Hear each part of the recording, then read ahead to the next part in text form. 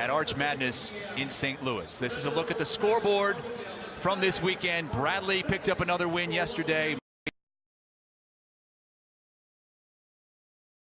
in this conference. Our final score, 67-60. For Mark Jackson and our entire crew, I'm Chris Hassel. This has been a presentation.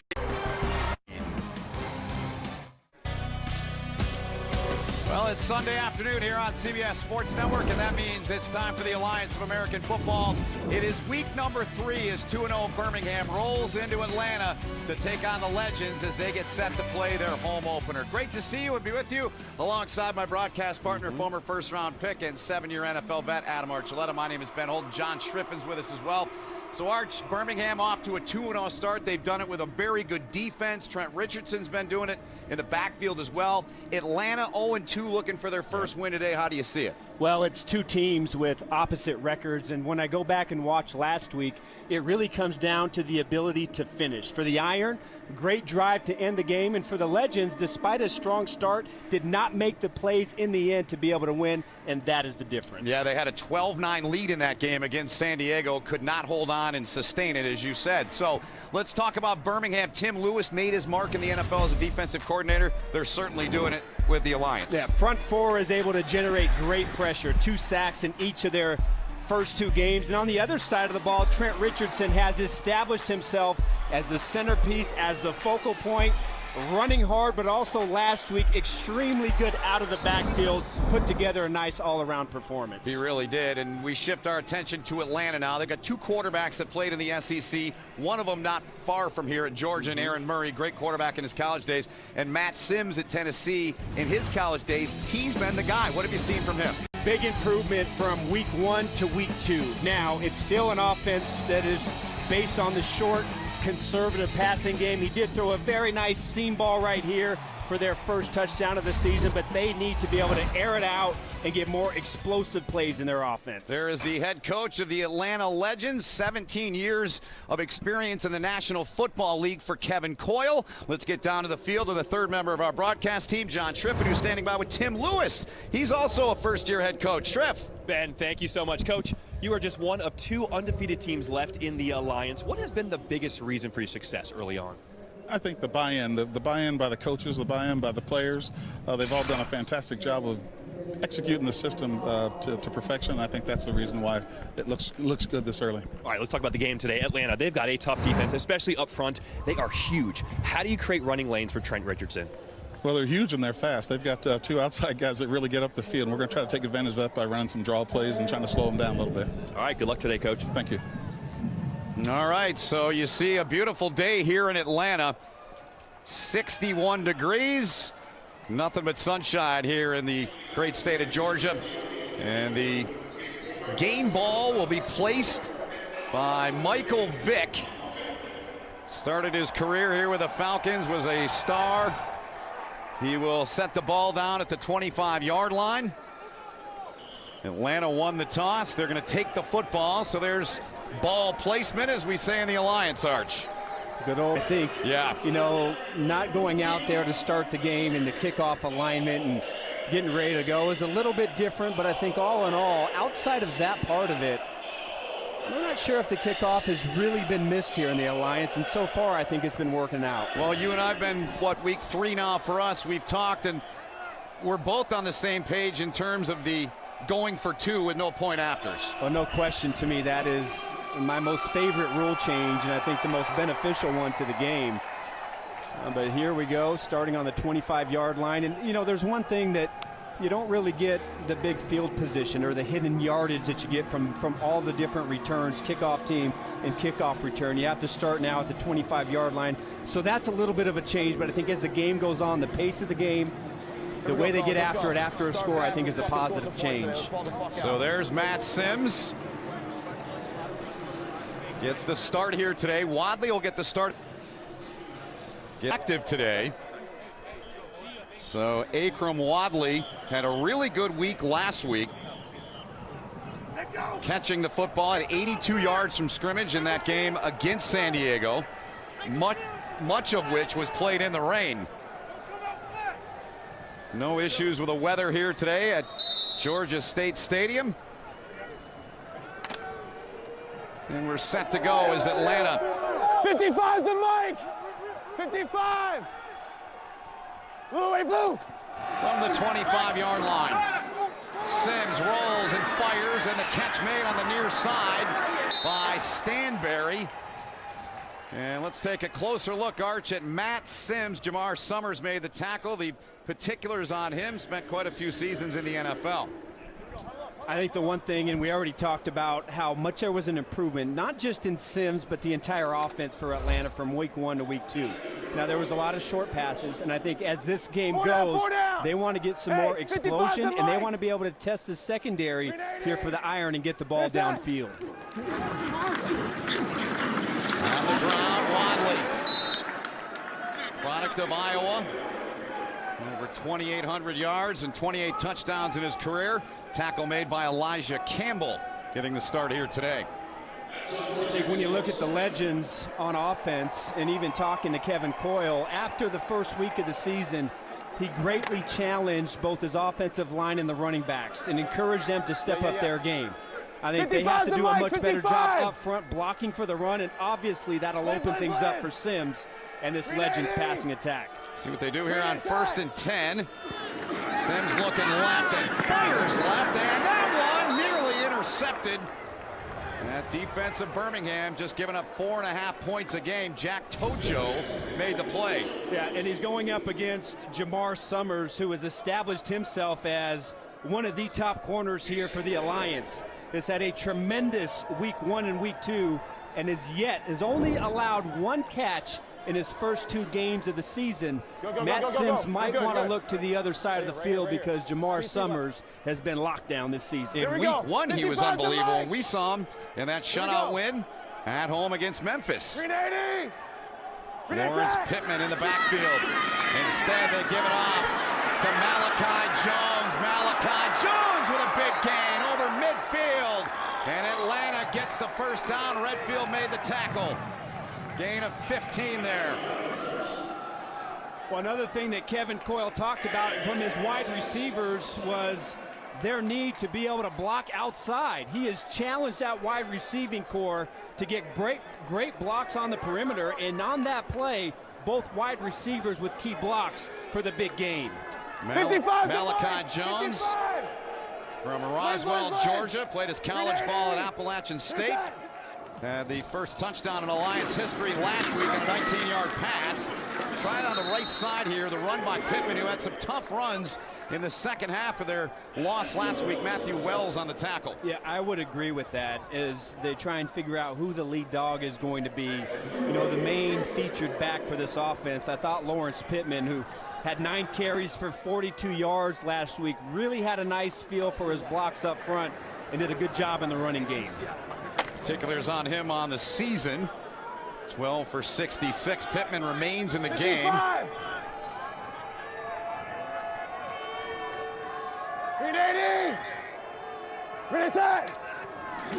2nd and 8. Sims swings it out. Catch made out there. Good move there to make a man miss. That's a first down. That's Pittman. Makes the move, put his foot in the ground. Arch gains 10. He was stopped by Jeremy Falk. And keeping an eye on these 2 players here today, Adam. Yeah, Akron Wadley, who had 8 catches, 70 yards last week against a Birmingham defense that at times had a trouble with the running backs from from Salt Lake. And we already talked about Jamar Summers, how good he has been this season. Man-to-man coverage, an excellent technician at the line of scrimmage, has been able to shut down opposing passing games. 55's the mic! Summers has been outstanding for them. 3 wide here for Sims. Instead, he puts it in the breadbasket there. Pittman. And Pittman did all he could to get back to the line of scrimmage. Good play breaking through there by Nick James to slow him up. 2nd down coming up. Well, I have to imagine that for Matt Sims and the Legends offensively, it's got to feel good to have a home game and have a little sun shining on them. Yes. I know they're in the middle of shadow right now, but first 2 games played in rainy conditions. So here for the first time, perfect weather conditions, and this is a great drive to start out this game. Here we go. Go, go, go. Loss of 1 on the run by Pittman. 4 down. Wadley splits out wide up top of your screen. Rip. 380. 380. Sims gets rid of it in a hurry. And the grab made. They're going to give him progress to the 29-yard line. James Quick will set up a third down, Arch. Gain of 8. Great quick decision from Sims. Blitz, the iron blitz 5, and he spots the off coverage and knows that there's going to be a window right there to fire that slant. I think at times you watch Sims play and he has a slow delivery, but that time he saw the pre-snap read, he knew pressure was coming, man-on-man coverage first off, and throws a perfect strike for 33. So yes, 3rd and 3. Sims is 4 of 5 for 41 so far. Puts it up again. Quick release, quick throw, and they've got the first down to the 25-yard line. It's Keith Tobridge, the tight end, and it was Beniquez Brown making the stop. Well, 2 things on the last 2 plays that really stand out for Sims is plays under pressure. Last week, he was only 2 for 7 for a 28% completion percentage under pressure. In the last 2 snaps, Tim Lewis decides to bring pressure. The ball is out, perfectly on target, and he's able to pick up the first down. Good looking drive here so far for this Atlanta offense. As Arch touchdown in the open, they've 55 the mic. scored points early. They haven't scored a lot, but the whole key for them is 60 minutes. And their first flag of the day. Referee's Reggie Smith today. Prior to the snap, delay of game, offense, 5-yard penalty, it's first down. So that'll set him back to the 31-yard line. Kevin Coyle there. Your keys today, Arch. Tell us about those. Well, for Birmingham, I think they played great defense, but look at that number, 151 yards rushing last week. And really, if there's one thing they haven't been good at is stopping the run. And for Atlanta, it's about third downs. Birmingham is excellent on third downs, and so far on this drive, they've been able to pick it up. Here they go, back to the air. Wadley makes a man miss. Wadley into open space. Wadley picks up the first down. Akram Wadley showed some shake and bake. Jamar Summers stopped him. If you're a fan of Seinfeld, it's usually Watley, but I'll say Wadley. Wadley. And this is what you've seen from Wadley if you watched him when he was at Iowa. It's the tremendous open field ability, the quick feet, and the smooth hips to make that little jump cut, avoid the first tackle, and then gets upfield. That's what he is. He is a specialty back. He is extremely well with the ball in his hands in open space, and that's the play that the Legends needed after a delay of game. They're inside of the red zone. Here goes Wadley again, dragged down after a pickup of about 3 by Jeremy Falk. So in the red zone, 4 field goals and just the 1 touchdown. As Wadley will get a breather here, he is off to a great start. Pittman's going to replace him here with 2nd and 8 coming up. This is really what it comes down to. We talked about the Legends and their need to finish. Last week, 1 of 3 in the red zone, and really have had a hard time here in the first 2 games when they've been in scoring position, being able to punch it in for 6 points. See what they do here on 2nd and 8. 2 tight end set. Sims rolls, fires near side. Inside of the 5 they go. What a play, and the ball into the hands of Bug Howard. Beautiful play there, Arch. Gotta pay attention to your man. Right there, Matthew Wells, the inside linebacker, falls for the run, and he sees late the receiver come behind the line of scrimmage, and Sims again gets the ball out of his hands. The misdirection, the bootleg plays, you've got to really be keyed on into your assignments and not allow that easy access throw. Pittman back in it, running back. Sims, a great start. 7 for 8 for 69 yards. 54, 380, 380.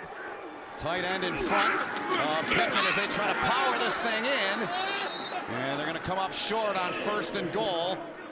But they get it down just inside of the 2-yard line here. And we've got an injured Atlanta player down as the training staffs run out to tend to John Kling, the product of the University of Buffalo. 2nd and goal upcoming here, and this is a really good looking drive here, Arch. 6.5 gone in the quarter, and Atlanta has marched right down the field. Well, it's been absolutely perfect, and you've had great performances so far from Matt Sims, Wadley, and see right there on the right side of your screen, number 70 just gets rolled up from on behind. But going back to the start of this drive, I thought, Matt Sims has looked extremely crisp. He is well prepared for this game. He knows where he has to go with the football and is getting the ball out of his hands.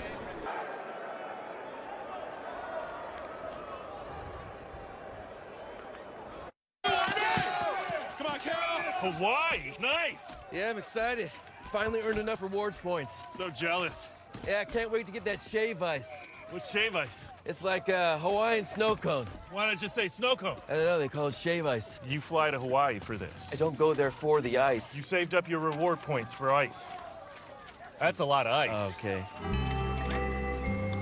Go Rewards credit card from Navy Federal Credit Union. Our members are the 324-pounder. Spent time in the NFL with Washington and Chicago. College ball at Buffalo. Their right tackle up front. Second and goal upcoming. Ball just shy of the 1-yard line here. And a very good looking drive here by the Atlanta Legends. Their head coach Kevin Coyle named their head coach on January 9th. Brad Childress originally hired to be the coach. And Kevin Coyle, like his counterpart today, Tim Lewis, a long time as a defensive guy in the National Football League. His first opportunity as a head coach, and there is Kevin Coyle out on the field to check on his right tackle, John Kling.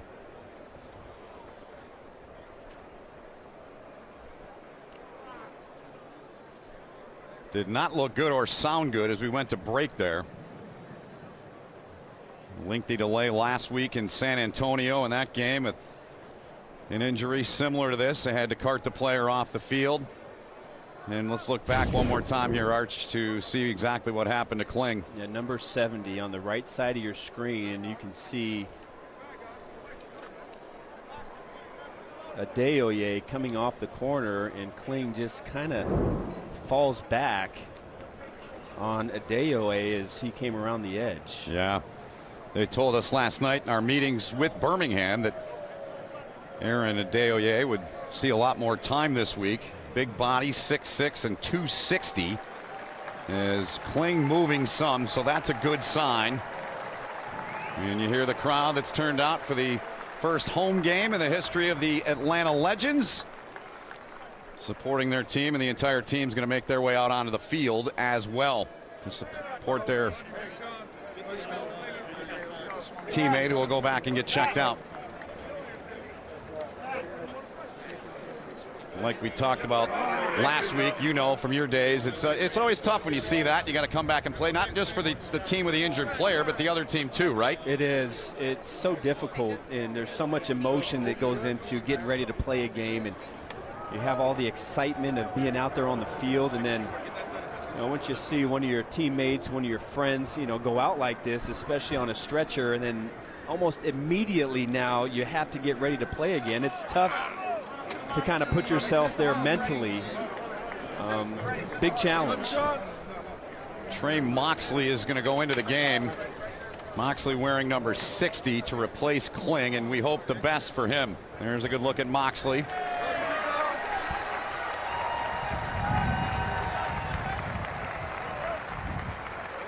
Always a good sign. You see from John Kling there, thumbs up.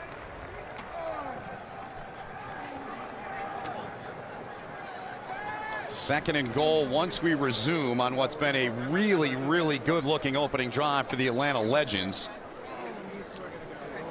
We're going to have T.J. Barnes, one of their big linemen, in there as the fullback here in the set when they come out.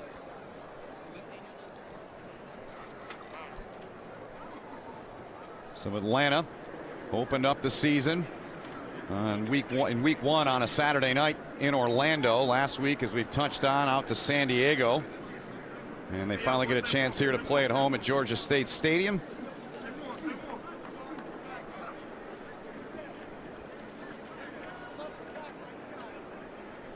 #14th play of the drive when we resume for Kevin Coyle's offense.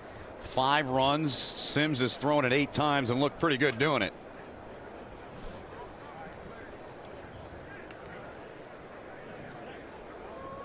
So they're being cautious with John Kling. Some trouble getting him on there. The air cast on the left leg.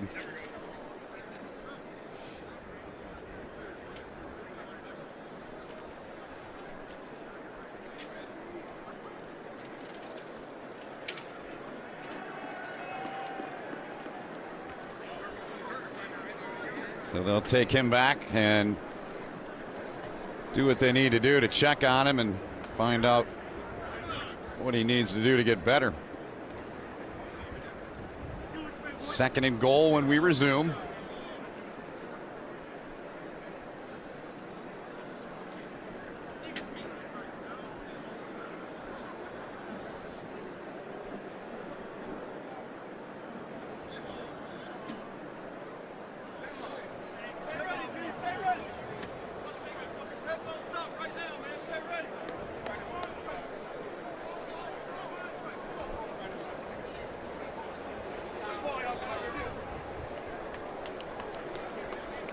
So Birmingham's defense faced with a 2nd and goal.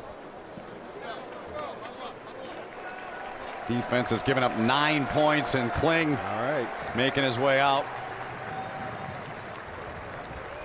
Take him to the medical center and get your report as we move on in the broadcast. Hope for the best for him.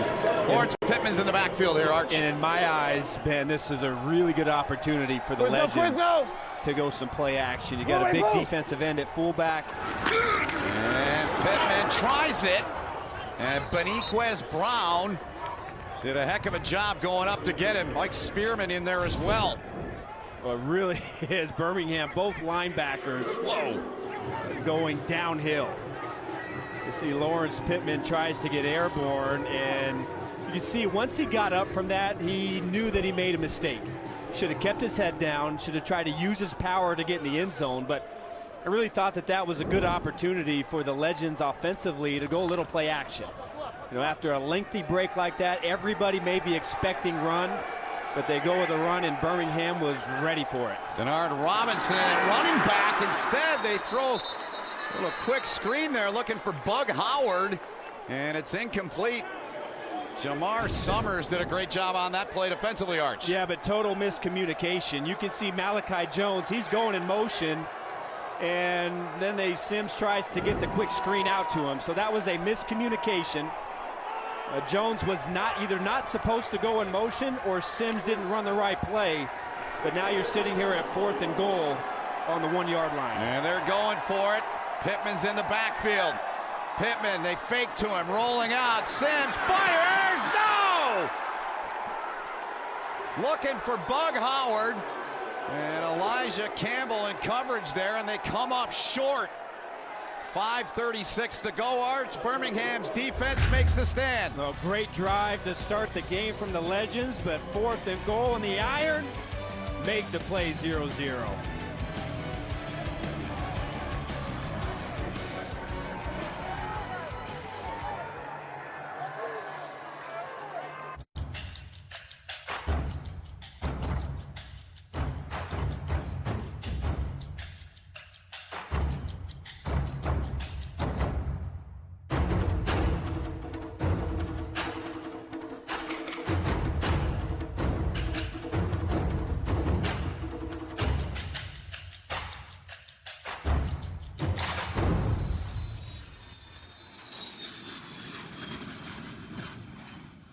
This drive in our Skycam today is brought to you by Wheels Up. So Luis Perez in the offense on with Trent Richardson in there. Their first opportunity with the football here today after that huge stop by their defense. It just hit Campbell right in the back, the pass. 10, 48, blue 88, all right. Perez hands off. Richardson runs over one and gets him some breathing room there as Damian Swan made the stop. Here's a closer look at Luis Perez. from Chula Vista, was the Division II Player of the Year in 2017.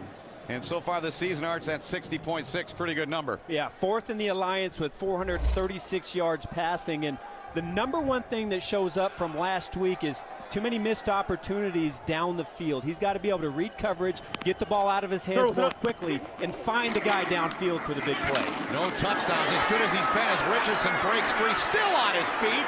And Richardson's got the first down to the 14-yard line, so the former Alabama star gives him some breathing room twice now here on this drive. And when this league first started and we knew that Trent Richardson was going to be part of it, the question was, how good will Richardson be? Will he be in shape and ready to play? And I think if one thing is evident here in the first 2 weeks, and especially last week, he still has been that great tackle breaking ability. He has been able to run with power and run right through willing tacklers.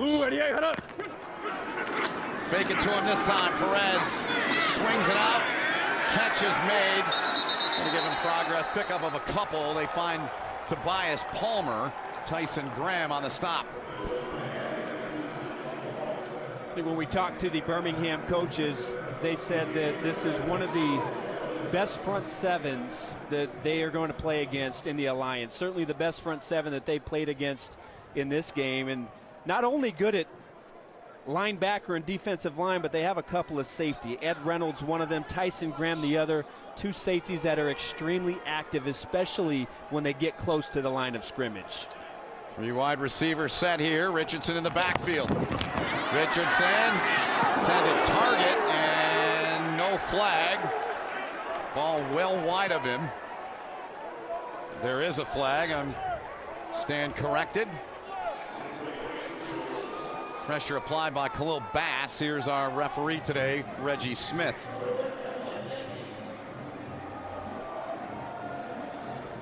It's a similar bend offense that we saw Birmingham employ in the first game of the season.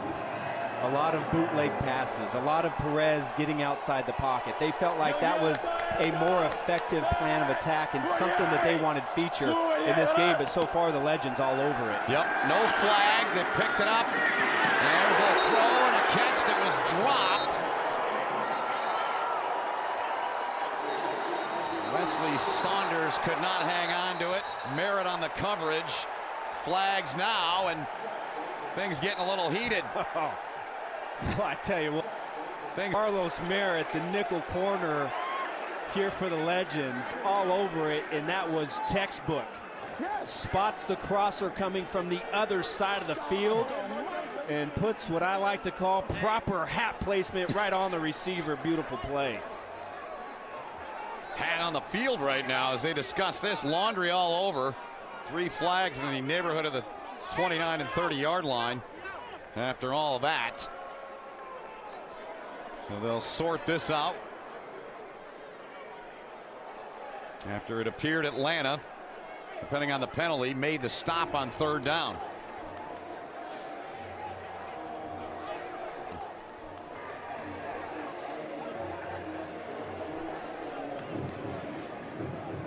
Atlanta defense still pretty hot. Here's the call from our referee, Reggie Smith.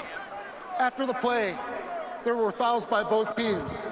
Personal foul, unnecessary roughness, Birmingham, number 10.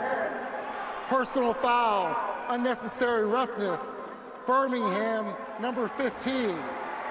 Personal foul, unnecessary roughness, Atlanta, number 31. Those fouls will offset. It's fourth down. So Quentin Patton, Quan Bray for Birmingham, and Ed Reynolds for Atlanta. Oh, flagged on that play, Arch. Oh, yeah, you can see it right there. Yep. That looks to be Tobias Palmer. He's the one that started it. And looks like they're going to, it wasn't Ed Reynolds. Looked like they meant to say number 32, but can't do that. So on to punt, Colton Schmidt, Irvin Phillips awaiting the return. Fair catch called for. And lets it bounce out of bounds in the neighborhood of the 40-yard line. with 3:18 remaining in the opening quarter. A 47-yard punt. Atlanta gets it back on offense when we come back.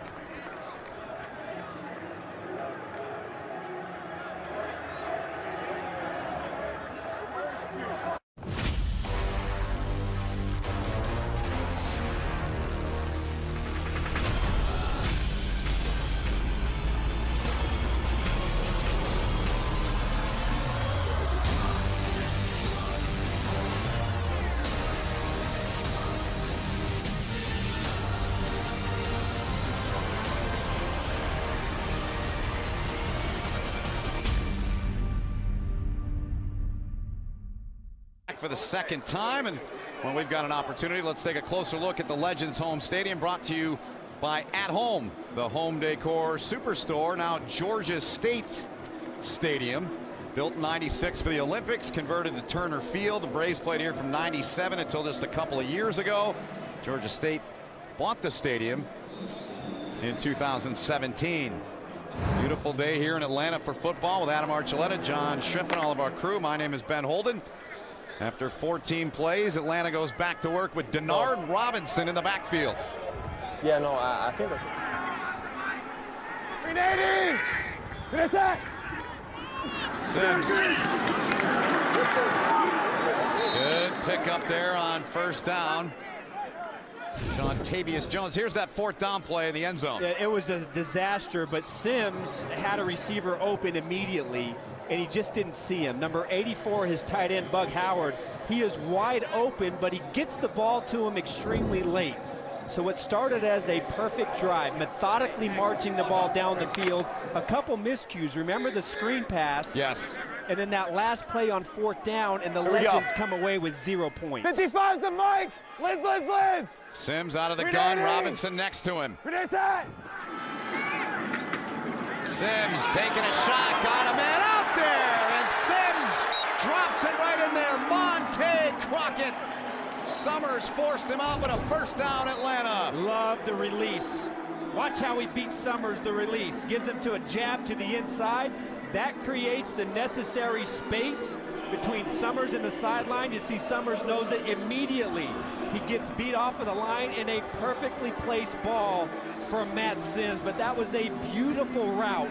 Start to the route from Monte Crockett to beat one of the best corners in the Alliance. Gain of 24. You know a thing about speed, Arch. This guy runs, he's been timed at a 4.25 40. Has Crockett. Denard Robinson. I wondered if they do this with shoelace. Dangerous. There's a quarterback at Michigan, but he was a dual threat guy. The intended target was Stanberry, the tight end. Wells broke it up. Well, nice job. We know about Denard Robinson's prolific career as a quarterback, but it really was the reaction from number 54, Matt Wells. He sees it immediately, and he sees that Robinson doesn't press the line of scrimmage. Robinson stays parallel, and that's what told Wells that this was going to be a pass. He adjusts his route, and he's able to break it up. Excellent heads-up defense by Wells in the iron. See the yardage, 109 already. 55's the mic! This will be play 20 of the game for Atlanta. Crockett, far side, now runs it into the middle. Instead they go the other way, and coming up, but I'm going to say Bug Howard was down. Gain of 15 if it stands. Wells on the coverage took him down over there. Really nice. Bug Howard working on the linebacker Wells again. And does he get touched? He just gets touched. You see Wells jump over him. Yeah. And the left calf touches his shoulder pad. Was his knee off the ground? Yep, so he is down. But again, I really like the design of this offense here today. Looks good. So far, the Legends are keeping the iron off balance. So there was a late flag thrown for unsportsmanlike. So that'll put him inside of the 10 here. And I'm surprised, and we maybe thought that the Legends were going to try and run the ball on the iron on defense because of the problems that they've had stopping the run. But so far, the passing game has really carried the day. Here's Robinson. Denard Robinson inside of the 5. Going to spot him down at the 3-yard line inside of a minute to go now in this opening quarter. Tackle was made by Jeremy Falk, who's had a couple so far today. The Denard Robinson, who was inactive last week, and we all know about what kind of a career he had at the University of Michigan, over 6,200 yards and 91 total touchdowns.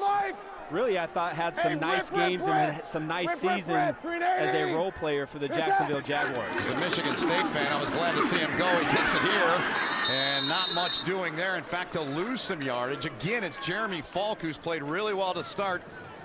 Came in with 8 tackles and a sack this season, brings up 3rd and goal now. What do you do here, Arch? They've been down here for the 2nd time here on this drive now. Yeah, they really have, and it's been in this part of the field where Birmingham defensively has just absolutely stuffed the running game. There is 0 room, so Sims is going to have to be precise if they choose to throw the ball down here. Very good. We'll see what they do when we come back for the 2nd quarter and the first play of it.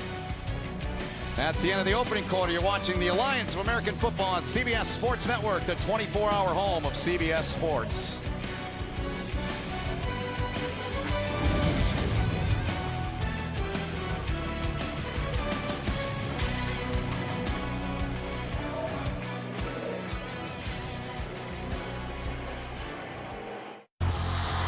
Expectations are sky. Doing a lot of ways. Dynamite out deep.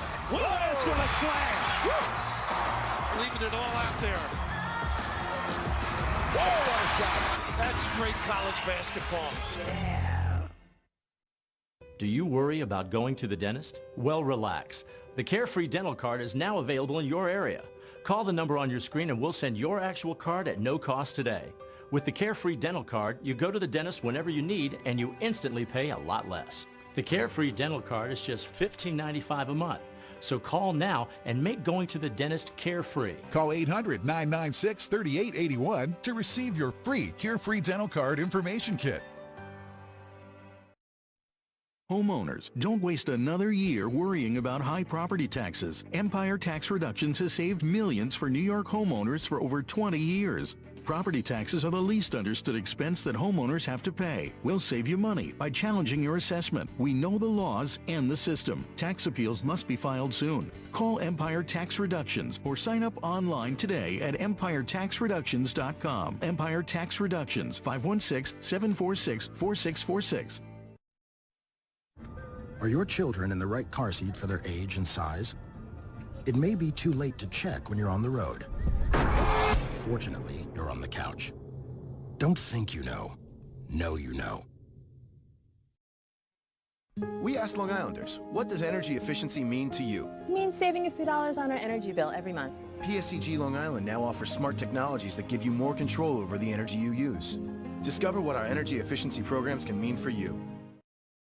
But Atlanta deep inside of Birmingham territory. One of the exciting new features in the Alliance first season is the fresh new look team uniforms developed and provided between the Alliance and Starter. And Arch will take a look at the numbers from the opening 15 minutes. Grabs your eyes the most. I think the number of plays, 22 plays to 5 plays, but no points for it. And the Legends, again, for the 2nd time in this game, find themselves inside the 5-yard line against a stout Birmingham defense. It's only given up 4.5 points a game, and the 2 games combined. Flag flies. It's going to back them up 5. False start. Offense number 13. It's a 5-yard penalty. 3rd down. Monte Crockett, wide receiver, who had a catch earlier, guilty there. And really, it's kind of the same thing. They have looked very sharp. But once they have gotten inside the 5-yard line, it's been miscues. I think it was Crockett, the one who, it was either him or Sims that messed up the first time they were there, going in motion and trying to throw a screen pass. And again, the offense just not on the same page when they get in a scoring position. Sims out of the gun on 3rd and goal. Sims. Catch is made inside of the 5 to the 3. James Quick brings up 4th and goal. Brown, Beniquez Brown on the tackle. Do you kick it or go for it again here, Arch? I think you have to kick this. I know it's tempting to go for it, but you have done nothing as an offense to have any confidence to think that you're going to be able to punch this in on the 3-yard line. You've been down here 2 times, and twice now the iron has stuffed your offense. So get your 3 points out of this and get something positive and something good to show for it. You see the particulars there on Younghoe Koo, who had the first points in Alliance League history in week 1 in their loss against Orlando. Had 2 field goals in that game, and timeout was taken. Snap. Atlanta. Kevin Coyle raced down, got the timeout. How about these wheels? Kind of interesting. Yeah. Kind of wondering why he called the timeout right there, unless that for some reason. Second thoughts? You second guess it and maybe think you'd rather go for it, but even if the play clock is running short, you would still think that you're able to kick the field goal, or you didn't have your personnel, but yeah, kind of a curious use of a timeout in that situation. Well, Koo trots back out. So they're going to line up for a 21-yard attempt. 4 of 4 on the season is the product of Georgia Southern. 4 games, the Chargers. Last season he kicked. The punter, Nizelek. The hold, and Koo is true, and he's 5 for 5. And Atlanta has drawn first blood. They're on top 3-0 with 14:08 remaining in the first half. Well, now there's another reason to root for a high-scoring game. For every touchdown scored in every game this month, the Alliance will donate $1,000 to Team Rubicon, a veteran-led nonprofit that helps communities recover after a natural disaster. Great cause. We're in full support of that. Good look at the field here at Georgia State Stadium. Tim Lewis's guys, they've been backed up twice. They've given up only 3 points in Atlanta's 2 drives, and it both look pretty good. Absolutely, but only 3 points. Yeah. And for Birmingham, really, the first 2 carries of the game, Trent Richardson looked like he was tough to tackle. Now, the passing game went absolutely nowhere, but it was a critical first down here for the Iron, especially to try and give that defense a bit of rest. Yeah, they need to, no question about it. Perez 1 of 3 throwing it, puts it into the stomach of Trent Richardson, and T.J. Barnes clogging it up. How about 6'6" and 380 arch? Oh, man. Gregor Clegane in the lineup for the Legends, and man, 6'6", and you already said it, yeah. 380 pounds, and he can move. And you look at it and you say to yourself, there's got to be a place in the National Football League with a man that big and a guy that can move, and he was a guy that this offensive staff pointed out to. We're going to have some problems trying to move him out of the way. Yeah, they were quick to that. Perez flagged down back behind the play. Catch was made on the far sideline by Quentin Patton, but as I mentioned, there is a flag. Donatello Brown forced him out of bounds. Boy, I love the anticipation of Perez. Illegal use of hands. Hands to the face. Defense, number 94. 5-yard penalty at it. First down. It's on Tavares Barnes, the guilty one there, the product of Clemson. Now watch the window that Perez throws this ball in, the anticipation at which he throws it. Yeah. Unbelievable job of knowing exactly where to throw that ball and allowing his receiver, Quentin Patton, to get behind that linebacker and put the ball in a perfect place. Well, Steve Logan said one of the things he told us last night was they want to see Perez get into the second and third levels more than he has. Hasn't thrown a touchdown, hasn't thrown a pick. Backside pressure, steps out of it, and he just missed on that pass there. As JT Jones applied the pressure there, was looking for Patton. Yeah, a little bit too deep of a drop as this play develops, and because of the depth of the drop, you see the left tackle, Brandon Green, he's trying to run the defensive end up the field.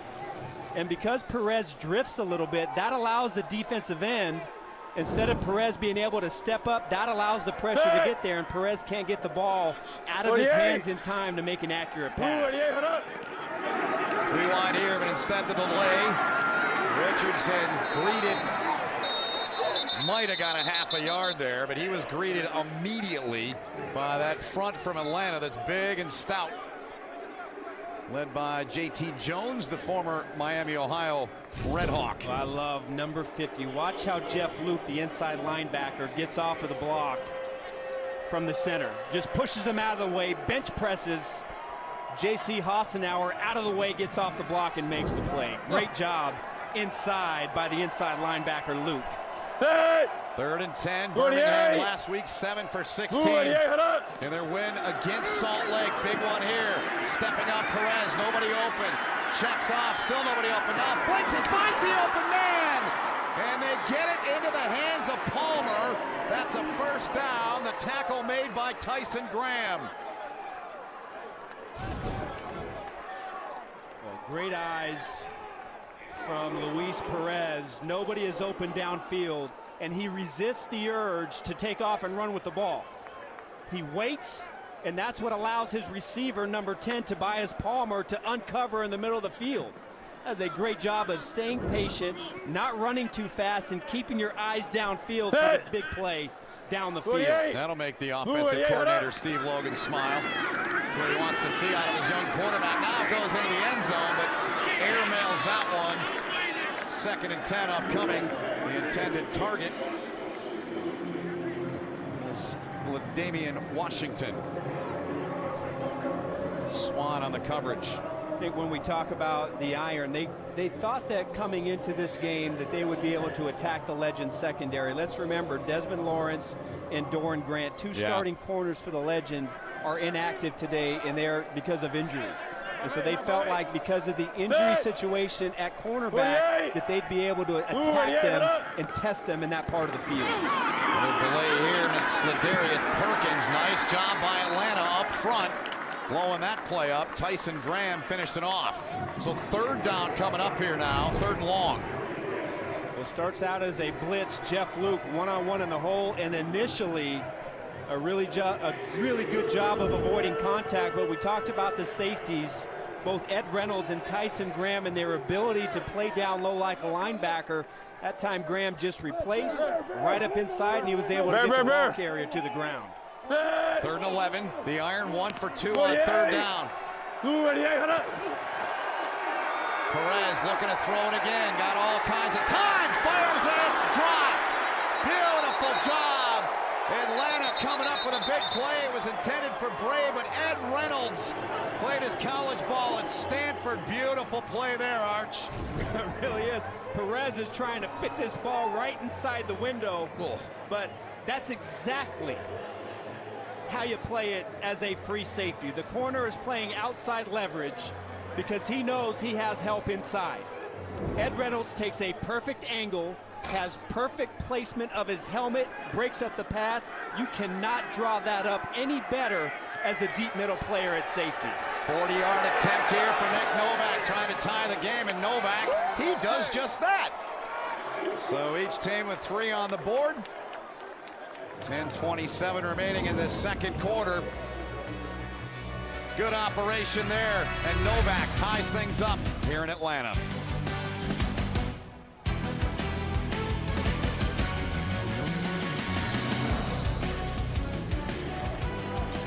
This land is your land, this land is my land, from California to the New York Island, from the Redwood Forest to the Gulf Stream waters.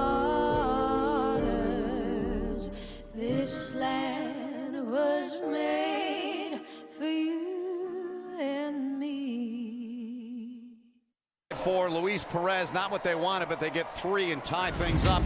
Coming up on the Alliance All Access Halftime Show, join Alex Flanagan, Rod Woodson, Sean O'Hara, and Cynthia Freeland. They'll get you caught up on everything Alliance related.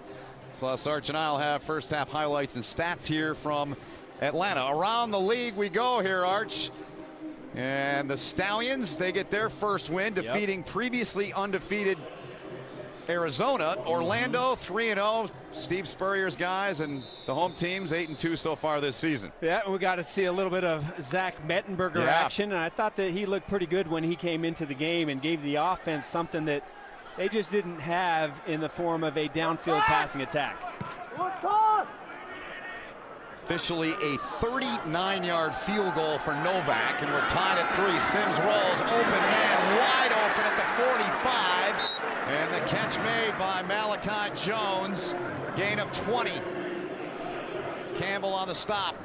We're seeing a lot more rollout passing from Matt Sims and the Atlanta Legends, and I think that's to maybe try and get away from the pass rush. We talked about at the top of the show how good the front four is from Birmingham in getting to the quarterback, and so far I like the way Sims has played when he's been able to get outside the hash mark. Here we go. 12 of 15 for 141 yards so far for Matt Sims. Finish that. Trying to bring it right on the end around, and that play is blown up as Irvin Phillips went nowhere. And Matthew Wells is having a game today. He's been all over the joint. Made the stop there, loss of 6. Yeah, but this is a free player that goes right up the field, and that's who made the initial penetration. Yep.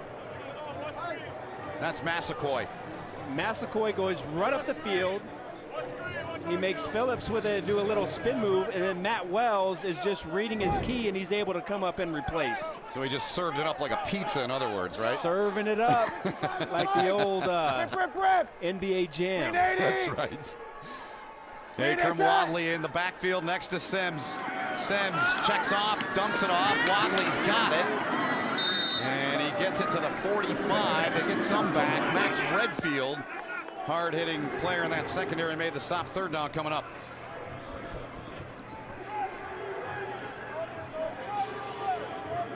Wadley, 2 grabs for 22 yards. Kevin Coyle, head coach of the Atlanta Legends. What do they do here on 3rd and 10? Wadley remains in the game. They're 1 for 3 on 3rd down conversions. Let's go. Liz, Liz, Liz. Liz, Liz, Liz. Green 80. Green 80 set. Sims flings it into space, and it's intercepted. Intercepted, taken away. And it's coming up with a football is Tocho. Jack Tocho coming up with a pick. Taylor may have got a piece of that, and what a great play there to come up with that pick. Well, I love how Sims just let this ball rip. I mean, he lets this ball fly, and Phillips lets it hit him right in the face mask. I think it's pretty obvious that we all know that that ball needs to be caught, but boy, what a heads-up play from Tocho coming over it and making the acrobatic interception. Woo! We're good, we're good. Reaction of Tim Lewis. You good? Come on now. Be strong. Defensive guy, big time. Bray wanted to throw it. Juan Bray wanted to throw that. And did not get it away and just got what he could. He got about 3 there. He kept it. 2nd down coming up. Yeah, well covered down the field in the iron, trying to work on a little bit of sudden change. Big turnover. Let's try and catch the defense off guard, but the Legends played some pretty good defense so far this year, especially in their secondary, something that we thought might be a weak point considering all the injuries that they've had at corner. That is the 6th turnover You got wide. forced by Birmingham this season. 2nd and 7. Perez gonna dump it off to Richardson, a little high. Good job by Richardson to elude one. Trying to break another one, held on to the footballs. He's gang tackled down. Tyson Graham leading the charge, just a pickup of 2. 3rd down coming up. Well, he's done it again. He's so good at making that first defender miss, and coming into this game, in his first 2 games of the year, he has forced 14 missed tackles, which leads the Alliance. So whether they get him the ball in space or he's running inside between the tackles, he has had that knack of making that first player miss. And that first player that time was Carlos Merritt. 3rd and 5. 6:40 to go in the first half. Now these stacks, watch the crossing routes. Over the middle for Perez. Luis Perez. There it is, Arch, and it's dropped. That was a 1st down and then some. Quentin Patton had it and just simply dropped it. Boy, we've seen a lot of this all across the league. Receivers dropping sure passes. Number 11, simple in cut, and the ball is right on him, right in his chest, and he misses it. You've got to be able to convert those plays to keep your offense on the field. Yeah, Schmidt on to punt. Fair catch called for by Irvin Phillips. Schmidt's 10th punt of the season. This one 47 yards, was averaging 42.4 per punt coming in. The Alliance of American Football app is #1 in both the Google and Apple stores. And if you download it now, there are all sorts of Easter eggs hidden in it. Let's take a look. For the first time in the history of pro sports, here's the app as fast as every player in the game. The Alliance app delivers revolutionary technology, real-time play-by-play gaming, instant interactivity. Truly a game changer. Get the Alliance app today. Live predictive gaming at full speed. Call the plays. Unprecedented and at your fingertips. Available on the App Store and Google Play.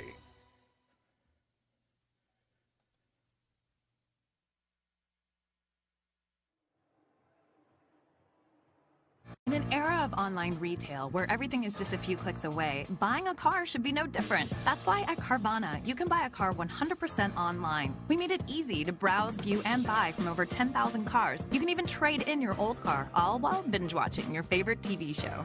Afterwards, we'll deliver your car to you. Or you can pick it up from one of our car vending machines. Either way, your car comes with a 7-day return policy. So grab a seat, relax in your comfy pants, and enjoy the new way to buy a car at Carvana.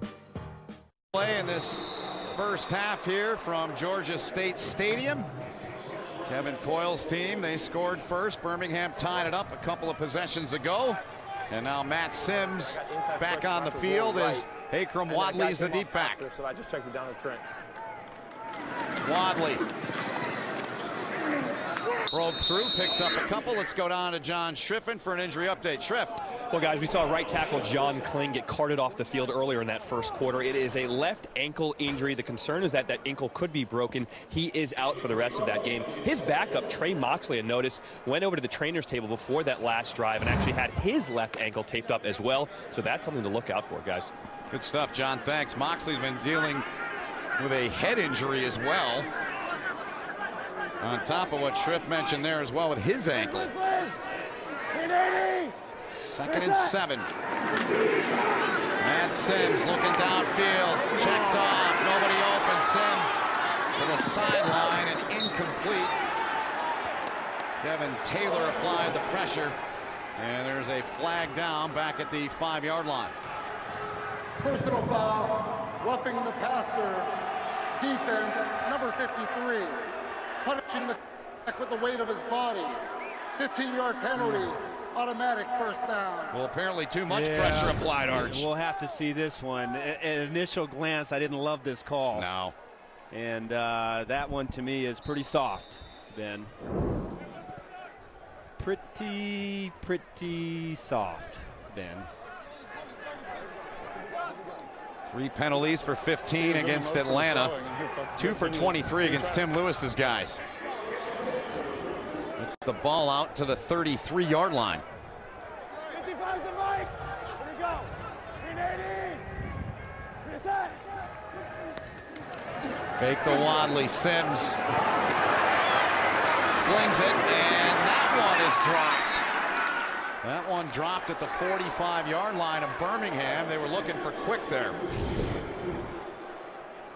Sims almost with the kiss of death, throwing the ball off balance across his body.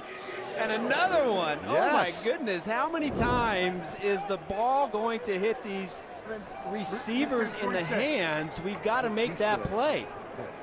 Matt told him. Massaquoi there, applying the pressure on Sims. It's 3 of 8 on passes of 20 or more this season. Lawrence Pittman in the backfield on 2nd and 10. Here we go. Rip. 380. Liz. Sunny. And another flag. Play clock looks to have run out. Prior to the snap, delayed game. Offense. It's 5-yard penalty. It's 2nd down.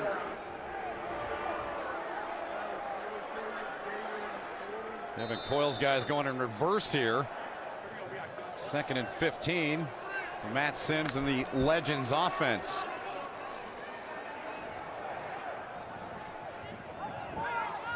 Here we go. 54 is the mic. Green 80. Green is it. 54 is Matthew Wells, who's had a great game so far for Birmingham. High throw. Catch is made. Pittman's got it, trying to fight back. Elijah Campbell the first to get to him and make the stop.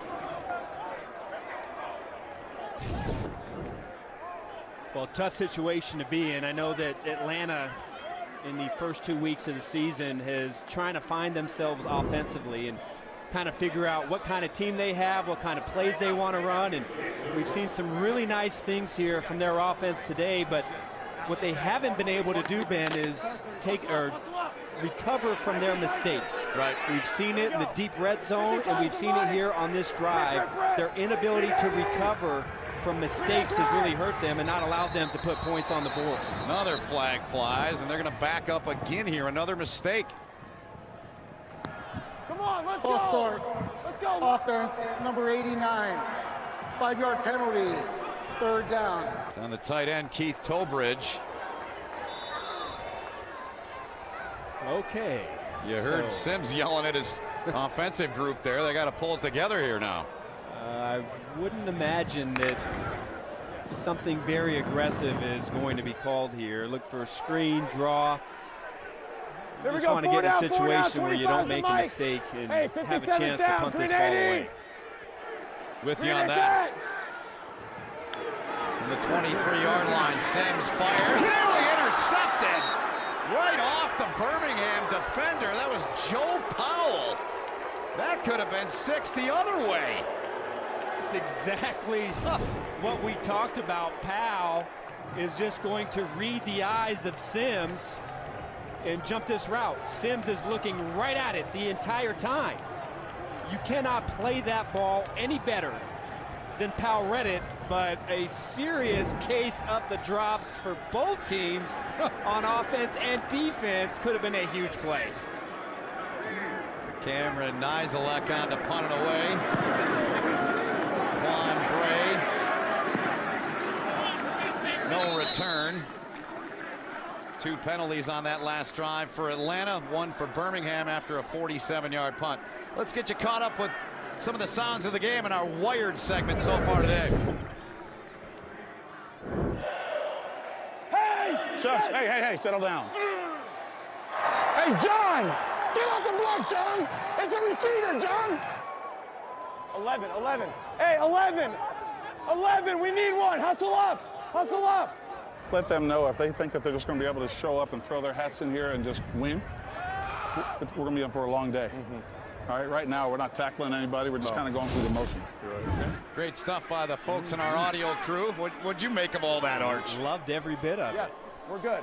Loved it. Telling Casey Sales there, Hey, Keith. who they talked about yesterday, saying he's as steady as any guy on our defense as Ladarius Perkins goes off the left side. And he picks up about 4 on the run. So you got under 4 to go here in the half in a 3-3 game.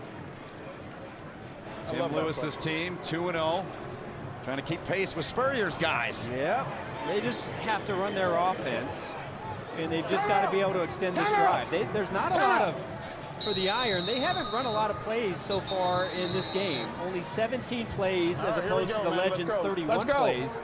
So the key for them is just to be able to stay on the field and execute their offense. Come on, there we go. Come on out, Al. Well, timeout taken there by Tim Lewis and his guys to talk things over with the 2nd and 6 when we resume play with 3:26 to go in this first half. Let's go. Let's go get him. Let's go get him. Here we go. Here we go. Let's go play. Let's go. Lead him now. Let's go, Luis. Tim Lewis talking to his quarterback. Still amazed, no high school football for that young man. He is really the last quarterback cut by the Rams this past season. Division II National Player of the Year a couple of years ago.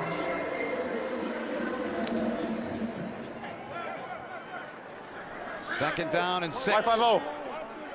Ladarius Perkins lined up in the backfield behind Perez. Perez taking a shot. Down the middle. Double coverage. There's the flag. Comes in late as they were looking there for Felton. Swan on the coverage. Pass interference. Defense, number 29. Spot of the foul. Automatic first down. And the guilty one is Damian Swan indeed. Well, Ed Reynolds again plays this perfect. And you can see right at the last moment, Swan comes over and puts the right arm around his neck. But that ball was not going to be caught anyways. He gets there just a moment too early, and man, what a huge swing in field position. I don't think I love that call in that moment. I don't think the receiver had a chance at that football, but it usually never works out for the defensive players, Ben, and that's just the world we have to get used to.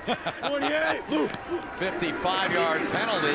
Toss to Perkins here. Ladarius Perkins inside of the 5-yard line. They pursued him. Jeff Luke got him. But a decent pickup there on 1st and goal for Perkins, the product of Mississippi State. Yeah, great all-purpose back at Mississippi State. A guy that truly, former state champion in the 100 and 200 meter in high school, and a guy that truly can stay on the field for all 3 downs. Now, last week it was the Trent Richardson show, and we talked to Tim Lewis, the head coach, who said that, you know, this is Trent's offense, but Perkins gives the offense another shot in the arm. He does. Richardson back in there, and they feed the beast. Richardson right up the gut into the end zone. Trent Richardson, Roll Tide, takes it in for the score for Birmingham. It's a 5-yard touchdown run for Trent Richardson, his 4th rushing touchdown of the season. And it's a 9-3 game with a try for 2 upcoming. Straight downhill. Let's follow the tackle and the tight end. And Richardson's legs do not stop driving. Straight sprint, puts his head down, and that is a big hole for a large man with a big head of steam. And he's able to punch it in for 6. Michael Dunn with that key block. Perez is out of the game. Keith Price, the former Washington Husky, now in for the try for 2 here. Flags fly. First time watching the Alliance, you have to go for 2, no point afters. Offense, number 70. 5-yard penalty. Trap for point. So that on the center, the product of Alabama. J.C. Hassenauer, their center. They didn't put it on the left, did they? And that'll be it for Keith Price. His moment to shine, thwarted by a false start. Luis Perez back in the game now. I do think it's interesting if you have an athletic quarterback and how they're able to come in and maybe have a package designed for the 2-point play. Yes. More flags. False start. Offense, number 17. 5-yard penalty. Try for point. So LaDamian Washington, the wide receiver, product of Missouri, guilty that time. So evidently, Steve Logan, the offensive coordinator, likes his play sheet that requires 12 or more yards to go rather than just for 2. And trying to create just a little bit more space for his wide receiver and some bigger windows for Perez. This the try for 2. Perez flings it well short, and it remains a 9-3 game. Tracy Sprinkle, he applied the pressure on Perez. So this was the big play, defensive pass interference. 55-yard penalty. 55 yards that led to the touchdown run by Trent Richardson. And I guess you could say technically, yeah, it was pass interference, but boy, I tell you what, in real time, you know, when it's slow motion, everything looks exaggerated. Yep. I thought in real time that I wouldn't have called that if I found myself a back judge in the Alliance. Well, 3-play, 69-yard drive, a minute 21, and a 5-yard touchdown run by Trent Richardson. 2:36 to go in the half. Atlanta 2 timeouts and the 2-minute warning. And they get it into the hands of Wadley. Jeremy Falk, another tackle there on Akram Wadley. Boy, that was so well played by Falk. That was an unbelievable job because they just let Falk go scot-free. And as soon as he got past the offensive line, he shut it down, waited for the screen, and then chased it down from behind to make the tackle. Product of Hastings, Florida, played his college ball at Garden City Community College in Kansas. Sims right over the middle, a bullet delivered to the 41-yard line. They get it, and the catch made by Keith Tobridge, their tight end. So we've reached the 2-minute warning. Minute 58 to play in the half. We'll return for that after this. You want to, okay?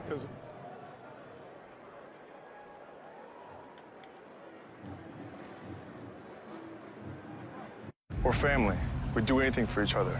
But this time, those bonds were definitely tested. Frog leg for my baby brother. Don't frogs have, like, 2 legs? So they should have 2 of these. Since I'm active duty and she's family, I was able to set my sister up with a sweet membership from Navy Federal. If you hold it closer, it looks bigger. Eat your food. My big sis likes to make tiny food, and I'm okay with that. Navy Federal Credit Union. Our members are the mission. Minute 58 remaining in this first half, and Birmingham's defense, they've been outstanding here today, Arch. Playing the perfect bend but don't break variety, and every time the Legends have been able to get inside the 5-yard line, the Iron defense has come to play. A few miscues by Sims in the offense, and what looked like a really good start by the Legends. They find themselves, although inside the 5-yard line twice today, only with 3 points on the board. And you've really got to credit Birmingham for being able to step up and not allow the Legends to get into the end zone. Trips right, trips right. 6 turnovers on the season, forced by Birmingham. Yeah, check slow. Wadley in the backfield. 380! 380 set! Sims steps up, flings it, flag down on the play. Catch made, Atlanta, they get it to Malachi Jones. Jones takes it down to the 36. 23 yards if it stands. The stop made by Redfield and Powell, but we'll have to check the marker first. Prior to the pass, holding, defense number 26. The penalty is declined. Result of the play, first down. Jamar Summers called for that penalty, Arch. I love the awareness by Jones, number 14, right after the catch. See how he feels? Yes. The defensive back coming, Max Redfield from the other side of the field. As soon as he catches the football, he's able to adjust his route and pick up yards after the catch. Back out live, Sims dumps it off, catch made. Flag comes in from the back. Another flag in as well to the 21. Urban Phillips made the catch, 15 yards. Again, we'll have to check the penalty. Could be a face mask. Personal foul. I think they're going to get Ryan Personal White. foul, face mask. Defense, number 22. You nailed it. Half the distance to the goal. First down. Wow, what a 2 plays. Ryan White, number 22. Fingers right there in the face mask. The helmet turns, and wow, what a great 2 plays. Really good awareness from Sims in the previous play to avoid pressure and get it out to Malachi Jones, and another big play down the field with a penalty for extra yardage. Golden opportunity here for Atlanta late in the second quarter. Sims into the end zone. Quick, no. James Quick could not get the feet in. Sylvie on the coverage. Good job by Sylvie, and just the right foot out of bounds, but he dropped it anyways. Yep. And man, the Legends have to figure out something. This is the 3rd time now they've been inside or at the 10-yard line or worse, and they only have 3 points for it.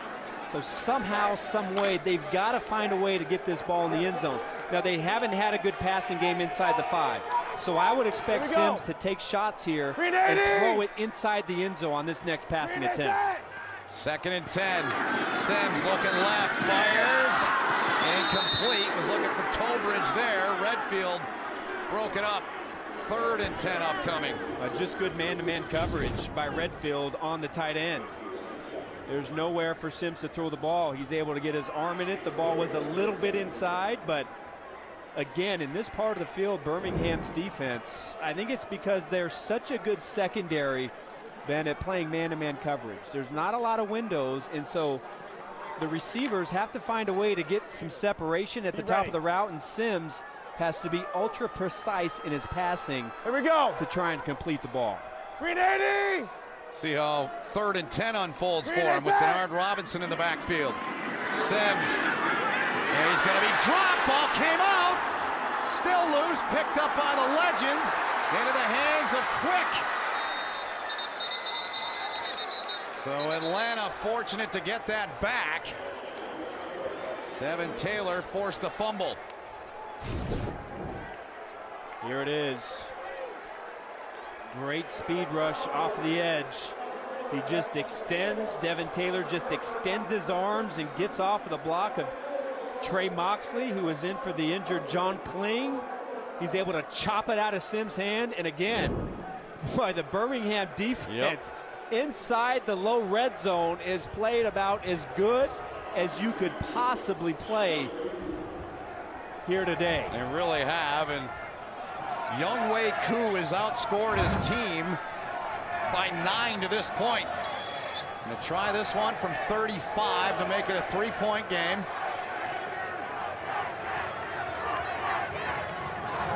Good snap, good hold. That one is right down Broadway. 9-6 with 1:06 to play in the half, so points, but again, no touchdowns. Boy, it's missed opportunity. The offense has looked unstoppable outside the 10-yard line today. Sims has been able to engineer some really nice drives via the passing game, but when they're inside the 10-yard line and when they are in scoring position, they just haven't been able to find any separation against the Birmingham defense. So 1:06 remaining. 2 timeouts for Birmingham. They'll begin from the 25 after the ball placement. Target line for Nick Novak, the Birmingham kicker, who's off to a great start with the iron. Target line for him, the 35-yard line. 40 yards necessary to get them into his range.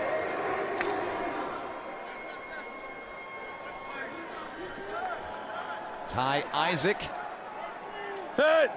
in at running back next to Perez. Perez finds Isaac. Ty Isaac, the former Michigan Wolverine, picks up close to 9 there. Donatello Brown made the stop. Clock continues to run.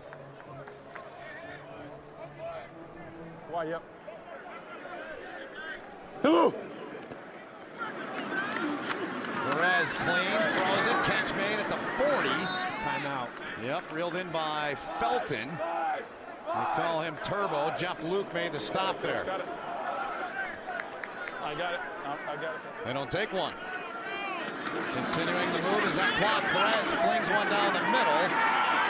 And that'll stop it with 24 seconds remaining in the half. Nick Novak there. NFL long was 53. Done that twice in his career. But they need a lot of real estate here yet before they get him on. A lot of real estate, but we've seen some big plays here today by both football teams. 26 to get him to the target line is what they need. Isaac remains in the game here, running back. 28. 28, hold up. Perez directing traffic now, fires, dangerous play.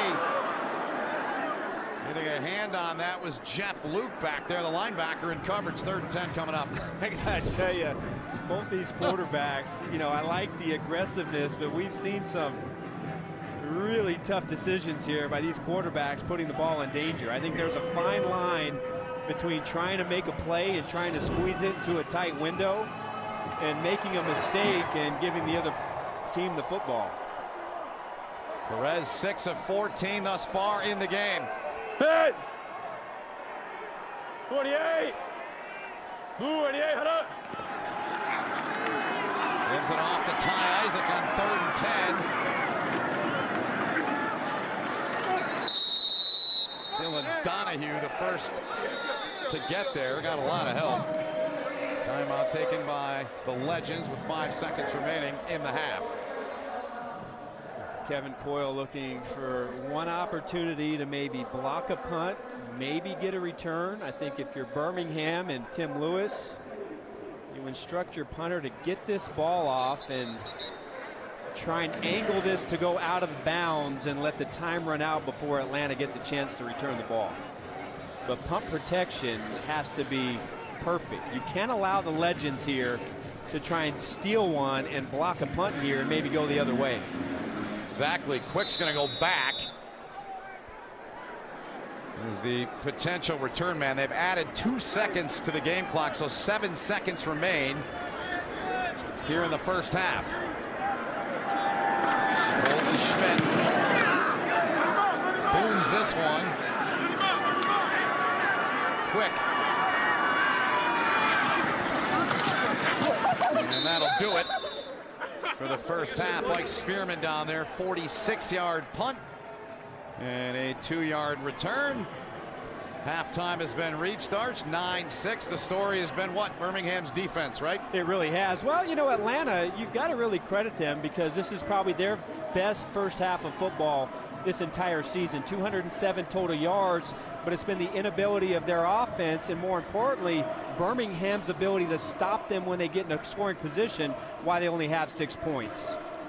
All right, let's get down to John Shriffen with Birmingham head coach Tim Lewis. All right, thank you, Ben. Coach, only a 3-point lead at the half, but considering how well Atlanta has moved the ball and how many times they've had it in the red zone, you have to be happy with that, right? Well, not really. I'm not happy that they've gotten it down there into the red zone, to be honest with you. We've got to tighten up our defense, and we've got to get something going offensively. Now, offense, how do you get that going? What adjustments do you make here in the second half? Well, I'm going to go in and talk to our guys right now about it, but I'd like to see the ball in Trent's hands a little bit, and I'd like to see us getting a really good push. Our protection's got to hold up, and we got to get the ball into the receiver's hands, and they got to hold on to it. All right, Coach, good luck in that second half. Thank you. Just 100 yards in that first half for Birmingham's offense. That's the end of the first half. Coming up, we'll send you the Alliance All Access Halftime Report. You're watching the Alliance of American Football on CBS Sports Network, the 24-hour home of CBS Sports.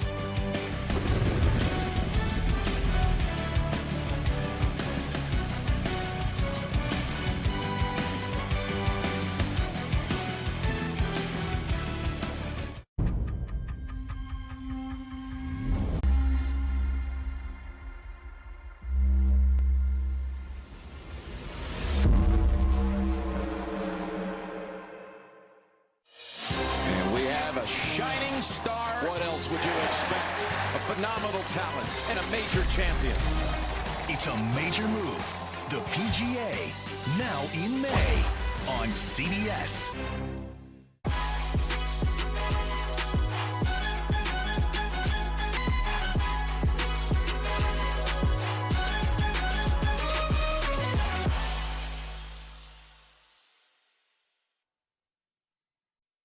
I think the biggest thing that I'd like to say to first responders is thank you. Without them, I wouldn't be here today. I would just like to say thank you. Thank you so much. Thank you. Thank you. From the bottom of my heart, thank you.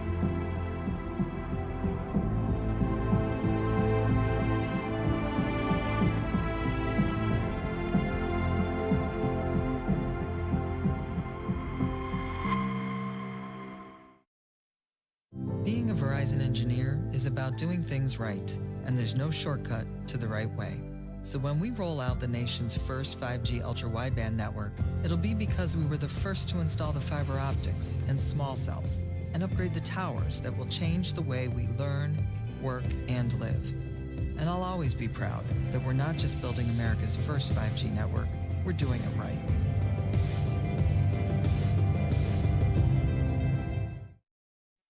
Welcome to Riverview Senior Independent Living. Welcome home to easy. Manhattan's premier residence for elegance, entertainment, and worry-free living. For active adults 62 and older in the heart of exciting New York City. With an in-house movie theater, game room, and 3 meals a day in the Riverview Bistro, where you'll embrace all the things you love. At Riverview Senior Independent Living, we're the place to call home at a price you can afford. Schedule your tour today. The Birmingham Iron defense and Jack Tocho trying to keep Atlanta from getting their first win. Birmingham ahead of Atlanta 9-6 right now at halftime. Welcome into the Alliance All Access Studios. I'm Alex Flanagan alongside Cynthia Freeland, Rod Woodson, and Sean O'Hara. Thanks for joining us at the half. You guys, let's quickly talk about this. So Cynthia, certainly Birmingham's defense is showing up. So Birmingham's defense is keeping them in the lead in this game, even though they've only had 10 minutes time of possession to 20 for the Legends, because the front and the back are working really well together. You see number 54, Matt Wells, he's playing great, Massaquoi, and then the corners are backing him up really well. Rod, thoughts on their offense? I mean, well, you look at, I think you talk about the Atlanta, you look at Sims. Yeah. Sims has played well. I mean, he's 18 for 26, 201 yards, but it's their inefficiency in the red zone, Sean, that if you can't, they're 1 of 8 on the season, if you can't score touchdowns in any league, you're not going to win. Yeah, I think they're 0 for 3 in this game. Matt Sims, there was a miscommunication and a late throw for him. I look at Birmingham, they've got a nice lead.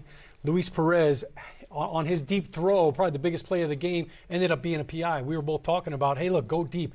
I like the way that he throws the football. I think they need to take more deep shots that'll loosen up the defense. Absolutely. But then get the ball to Trent Richardson. Trent Richardson has shown the first guy cannot bring him down, whether he runs him over or whether he jukes him. So I want to see them get Trent more involved in the second half. Meanwhile, Young Wei Koo is 2-0 when it comes to field goal kicking. And you guys, when he's not practicing kicking through the uprights, he does his trick shots. That's amazing. And it also shows that kickers have a lot of free time. Look at that flip, though. Do you see that? But how do you flip like that? How do you practice that? You are incredibly acrobatic, Rod. Oh, I want to land on my back. A talented kid, and it's nice to see him here really having a second opportunity. Saturday, we had a slate of 2 exciting games that you saw in the Alliance. Let's talk about the first one. The Salt Lake City Stallions looking for their first win in their home opener, and Josh Woodrum, their quarterback, back from a hamstring injury, finding DeMornay Pearsonell for a 25-yard touchdown there. In the second half of this game, John Wolford, the Arizona Hotshots quarterback, trying to stay undefeated and giving Rashad Ross something to celebrate there. Third quarter, John Wolford throwing a pick. And then you guys, Notre Dame. Played well. on this play, Wolford's all right. Goes down, was injured his back, and he was taken out of that game. Brandon Oliver getting the Stallions to regain the lead there, 15-9. I see a BO.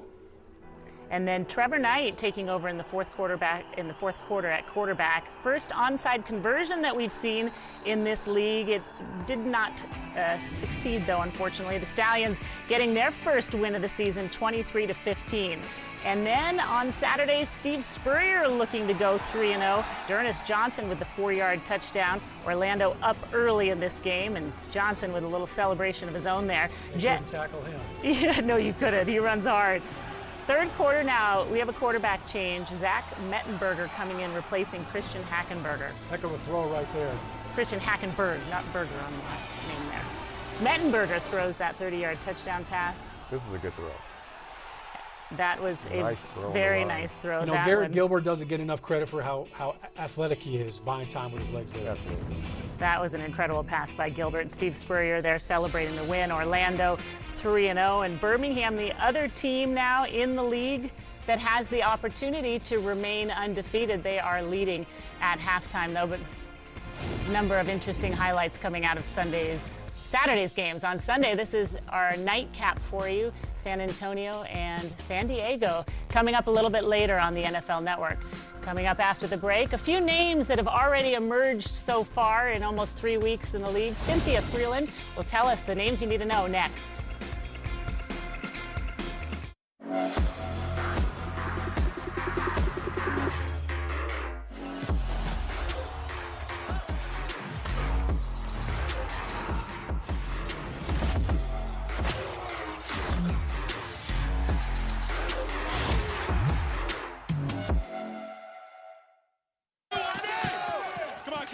Hawaii, nice. Yeah, I'm excited. finally earned enough rewards points. So jealous. Yeah, I can't wait to get that shave ice. What's shave ice? It's like a Hawaiian snow cone. Why not just say snow cone? I don't know, they call it shave ice. You fly to Hawaii for this. I don't go there for the ice. You saved up your reward points for ice. That's a lot of ice. Okay. Go Rewards credit card from Navy Federal Credit Union. Our members are the mission.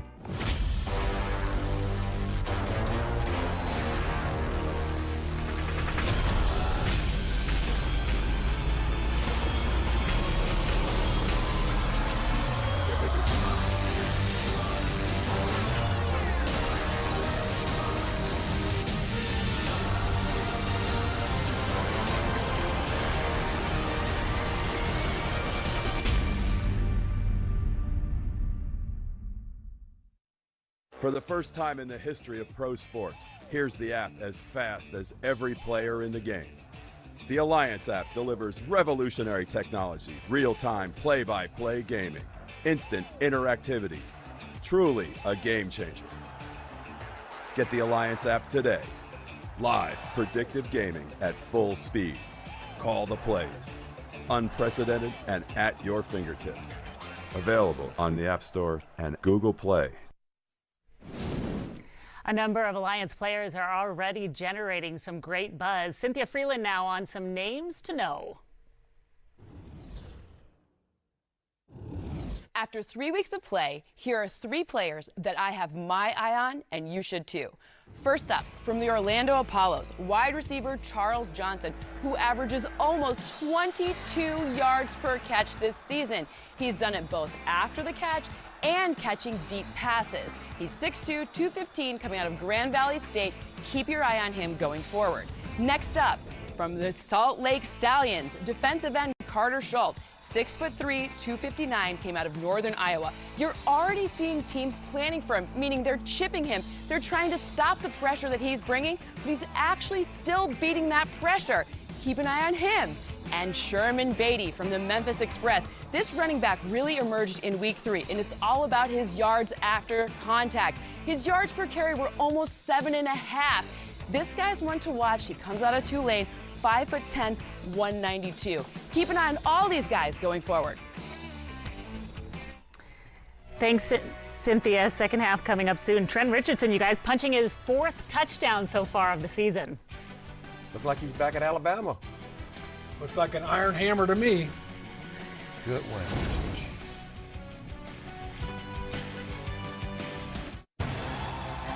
Winning the Masters.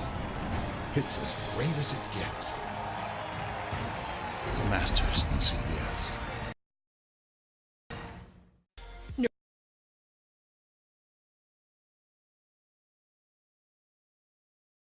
Neuromedics is developing NE3107 as a therapeutic for neurological diseases, in which neuroinflammation is a major contributing factor, such as Alzheimer's, migraines, and Parkinson's. Call now to discover how you can invest. Empire got my property taxes lowered. Empire tax reductions save me money. Our property tax bill is lower this year. Thanks, Empire. Thanks, Empire. Thanks, Empire. Empire Tax Reductions has saved millions for New York homeowners for over 20 years. We'll save you money by challenging your assessment. Tax appeals must be filed soon. Call Empire Tax Reductions or sign up online today at EmpireTaxReductions.com. Empire saved us money. They sure did. Empire Tax Reductions. Appliances have changed over the last 100 years. Where to buy them has not. 2019 marks Plesser's 100th anniversary. Owners Mark and Alan Howard follow the credo established a century ago. Respect the customer and offer the best price, selection, and service.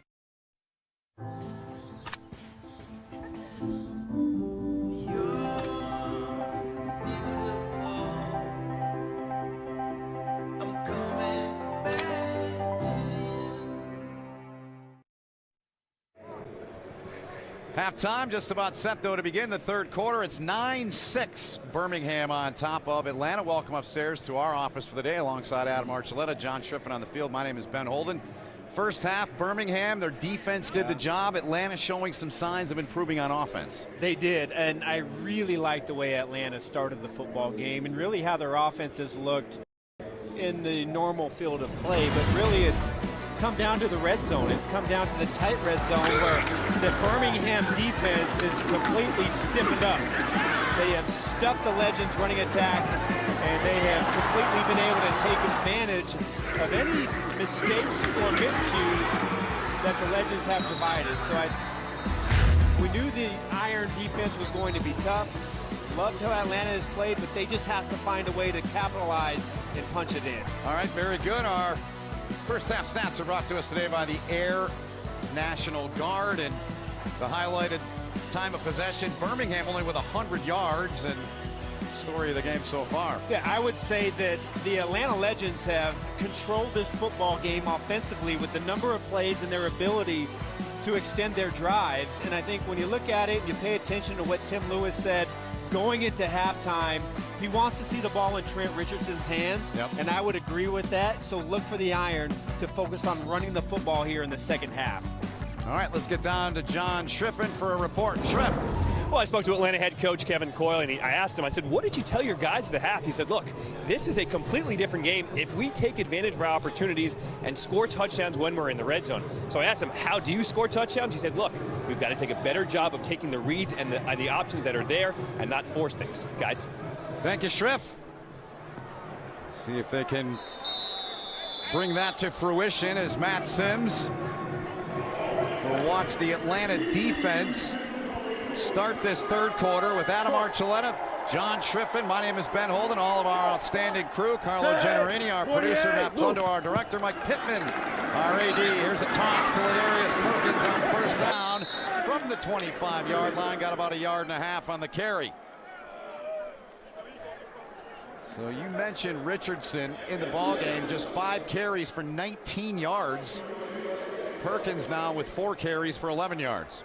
And I thought when Richardson did touch the ball, he looked strong and powerful and hard to bring down with that first defender. You get the running game going and get them thinking about Richardson, and I think Perez in the play action game, that's where he's at his best. Yep, right there with the Arch.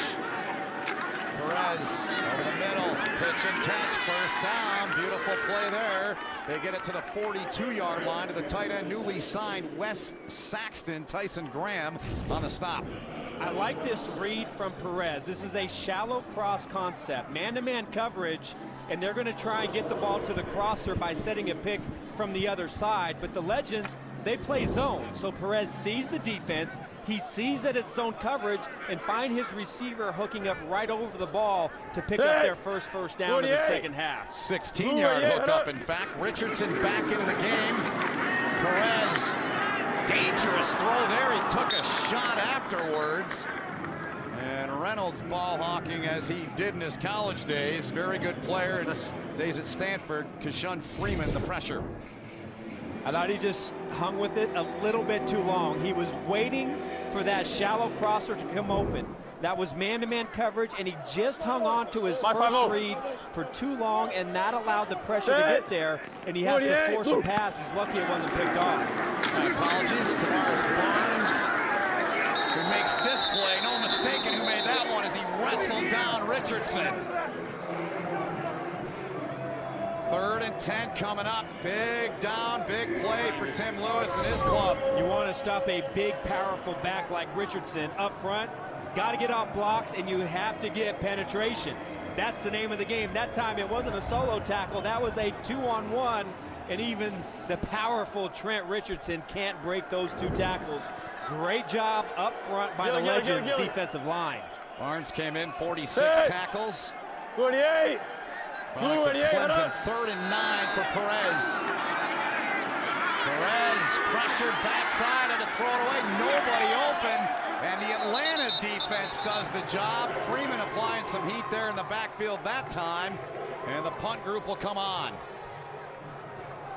2 plays in a row. Love the pressure, and I love the effort from the front 4 of the Legends defense. The first time they stuffed Richardson in the backfield. 3rd down, they come with edge pressure, both sides. Perez has nowhere to go. He's forced to flush the pocket, and an excellent way here to start the 3rd quarter for Kevin Coyle and his defense. Outstanding, no question about it. Irvin Phillips back at his 15, awaiting the punt of Colton Schmidt.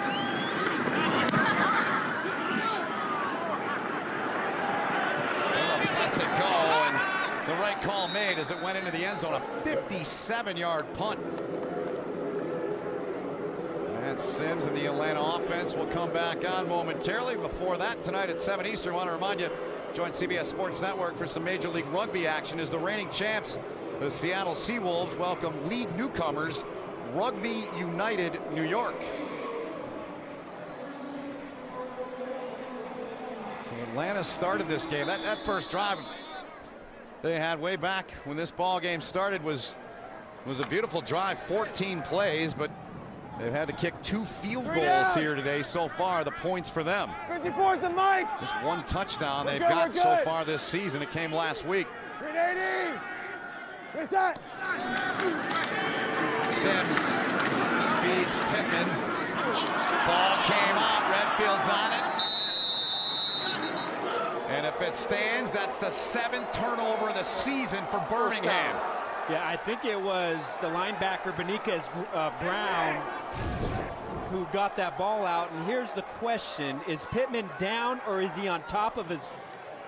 And it looked like he's on top of the Birmingham defender. That allows the linebacker to get that ball out, and it does not look.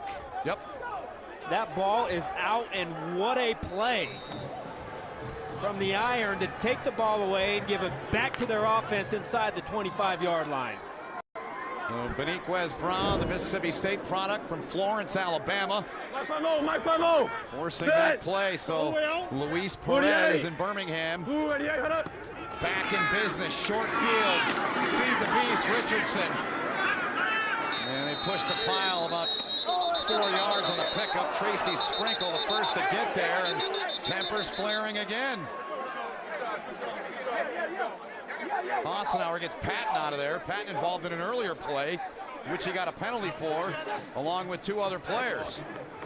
And Tavares Barnes is really lucky that he doesn't get flagged. Watch the right side of your screen. Number 94, Tavares Barnes comes over.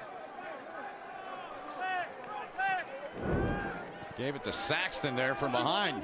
Alert! Alert! Alert!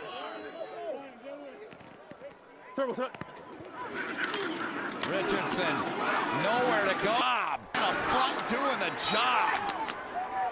Beautiful work by Jeff Luke. Well, Jeff Luke and Tracy Sprinkle, I mean, it's pretty unbelievable how the legends on defense have been able to come out after halftime. Up front, they have just taken over and dominated the Birmingham offensive line. And Luis Perez has a 3rd and 8. These 2 guys don't come, get out of your rail. Hey. 1 of 6 out of the iron on 3rd down. 3 wide here. Perez, open man, and they've got the first down inside of the 15 to Quentin Patton. Stop made by Tyson Graham. Well, same concept. They started this drive. You're going to get crossers here, but it's zone coverage, and he's going to hit the hook right in the middle of the field. Watch as the middle of the field opens up, and the 2 underneath routes clear it out, and Perez again reads the defense, makes the right read, gets the ball out, and converts on the 3rd and 8. Big conversion after the fumble by Pittman. Perez finds his man and trying to get what he could there. Ball came out, but it was out of bounds as LaDamian Washington made the catch. Carlos Merritt in there knocked it out, but it went out of bounds nevertheless.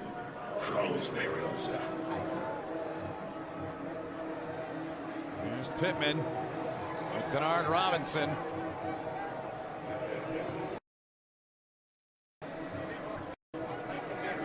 Second and 10 upcoming. You said it, Arch. Feed Richardson. We'll see what they do with that Atlanta defense. Well, Damian Washington is 6'4", and he's up against press coverage. Toss to Richardson. Nowhere to go. They track him down, but he gets away. Reversing his field. And Atlanta really doing the job there. What an effort there. Tyson Graham finished them off. Great job here. Watch the Atlanta. I mean, I tell you what, they are playing aggressively. What a good job up front. Again by the defensive line. That time it was T.J. Barnes. Right down the line of scrimmage. And then the effort from Richardson almost made a spectacular reverse the field run. That was an exciting play. Another third down coming up. This one, 3rd and 11. Perez got time, flings it, catch made. They're going to be short of the first down as they get it to the 9. Saxton there to make the catch. Stopped by Damian Swan. 4th down. It's the same exact play that they converted the 3rd down. Shallow crossers with a hook right over the football. In that time, the Legends knew exactly what was coming, nowhere to throw the football. All you have to do is force them to dump it off, make the sure tackle, and you're forcing the field goal. So Novak, who converted from 39 yards earlier, this one from 27. Trying to make it a 6-point game, and that one's right down Peachtree. 12-6 Birmingham. They get points and make it a 6-point game. Started with a fumble, stripped out of there. Redfield on it. Novak comes on and makes it 12-6 Birmingham.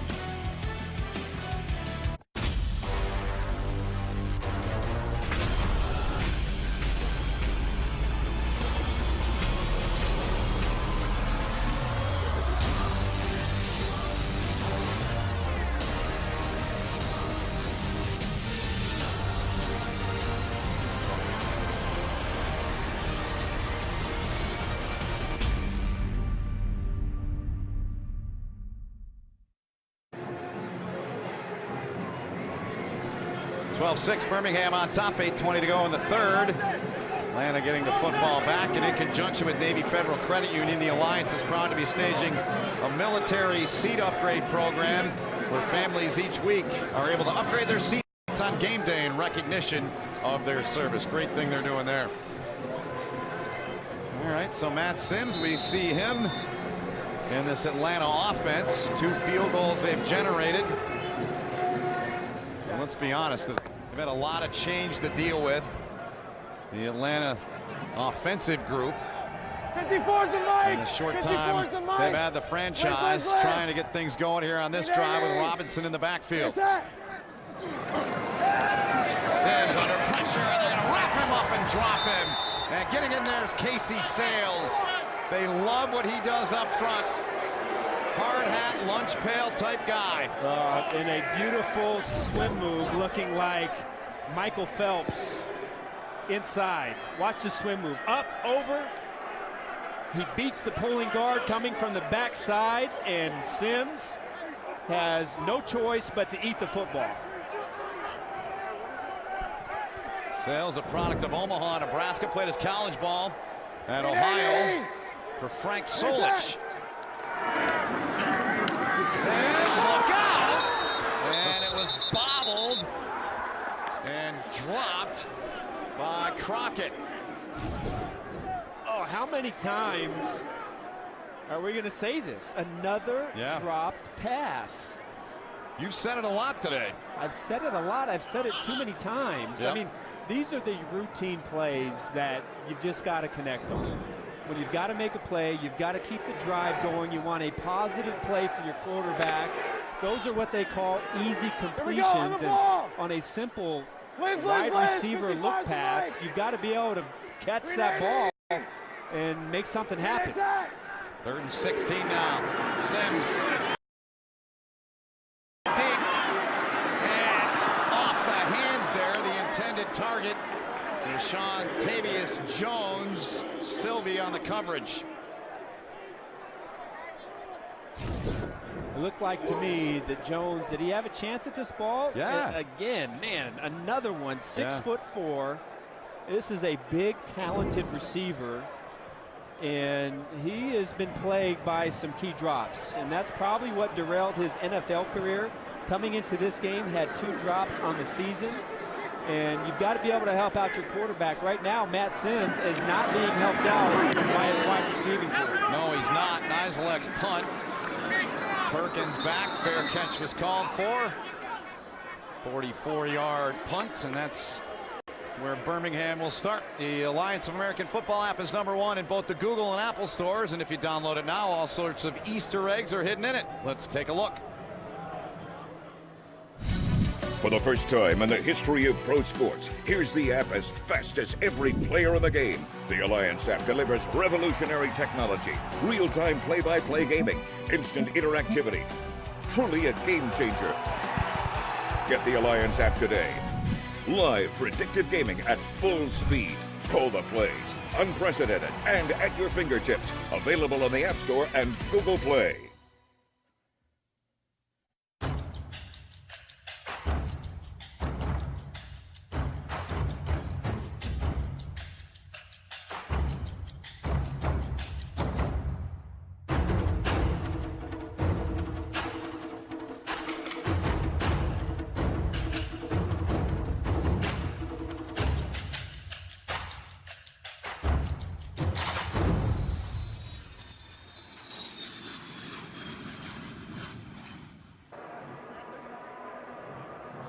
Birmingham on top by 6, and they've got it back. They'll begin this drive at their own 38-yard line with 7:21 to play in this third quarter.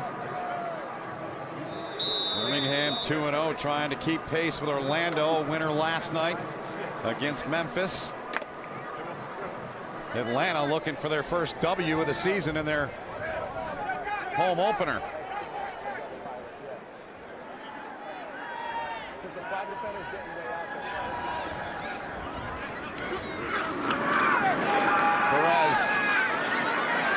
Checks off. Richardson dragged down by Jeff Luke in the open field.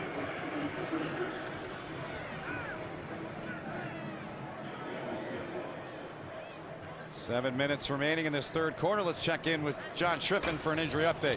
Guys, injury for Birmingham wide receiver Quan Bray. He is out for the rest of this game. He had a rib injury. Also on defense, Jamar Summers getting worked on by the medical staff. Currently cramping up. They're trying to keep him hydrated. Guys. All right, thanks, John. Hence, that's why Perkins was back on the punt return. Bray's normally their guy back there. Perez over the middle, open man. Catch made by Washington. First down, Birmingham. Wayne Hollis on the stop, gain of 17 to match his uniform number. Really nice anticipation from Perez as he hits Washington on the in cut. As soon as he comes out of his break, he lets go of the football and right between the hash marks. And what does Washington do right there that's so important, Ben? He secures the catch. Hold on to the rock. He holds on to the rock and gives himself a chance to do something with it after the catch. That is exactly how it's done. From the 45. Checks off. He missed Richardson there, who had all kinds of room in front of him to run. Damian Swan out there with Richardson. Wow. If you see this, if he just catches this ball, look how much room Richardson will have to run. This could be a touchdown. Yeah. If he just puts a little bit of touch on this ball, Richardson is off to the races and a missed opportunity. Indeed, 2nd and 10 now. 48. Perez going to Washington again, and Washington comes up with a grab, and he's got the first down to the 34-yard line. Reynolds to stop. Washington, maybe the fastest receiver here on the Iron football team, runs a crossing route from the other side of the field. When you watch Perez and you watch the Iron on offense, they love these crossing routes. He's like our guy now. You said it earlier in the half, 6'4", get it to him, right? Yeah, it was a red zone opportunity, and I saw him in press coverage, and he had a glamorous size advantage on his cornerback. Right now is really doing some damage in the middle of the football field, and looks like he might be their #1 target. Luis Perez down in the feet there, unable to come up with a catch was Felton. Freeman put some heat on Perez once again. He's been busy here in this third quarter.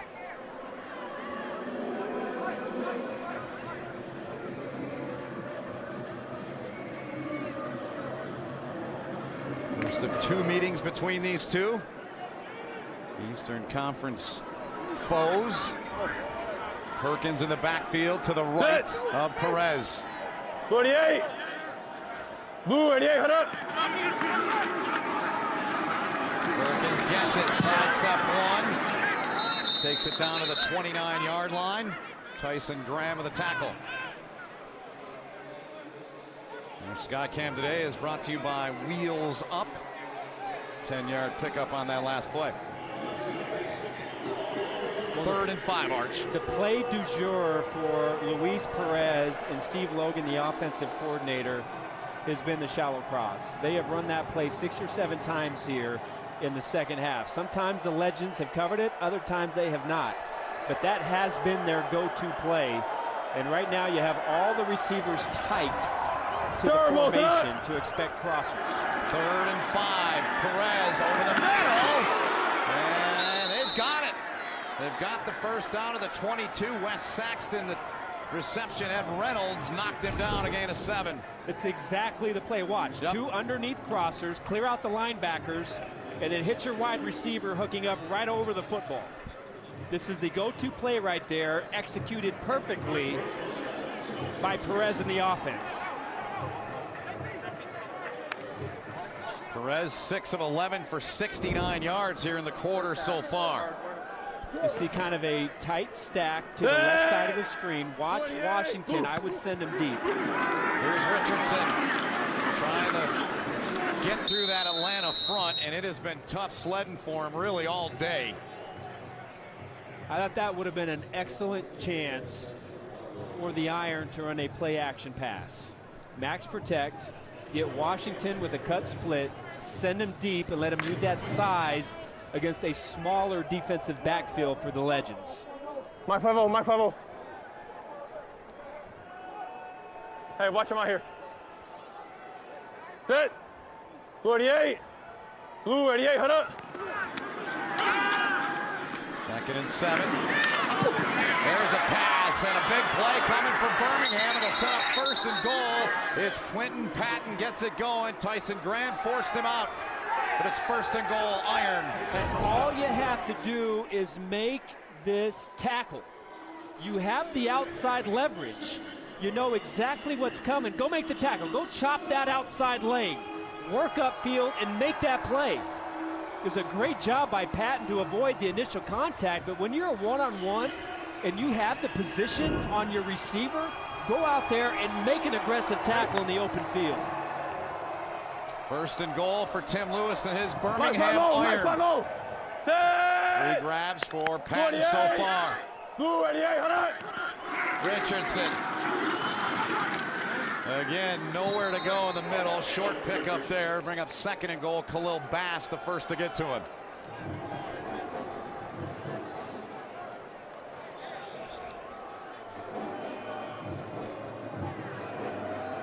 Inside of 2 minutes remaining in the quarter. 2nd and goal. The ball at the 7-yard line. 3 on 2. Ready?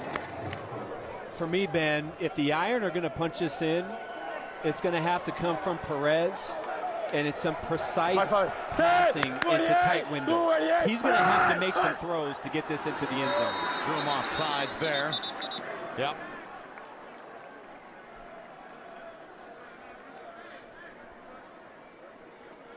No touchdown passes on the season yet for Perez here in week 3. No picks, though, either. Referee today's Reggie Smith. Here's the word. Neutral zone infraction. Defense number 93. Half the distance to the goal. It's 2nd down. TJ Barnes there, the guilty party there.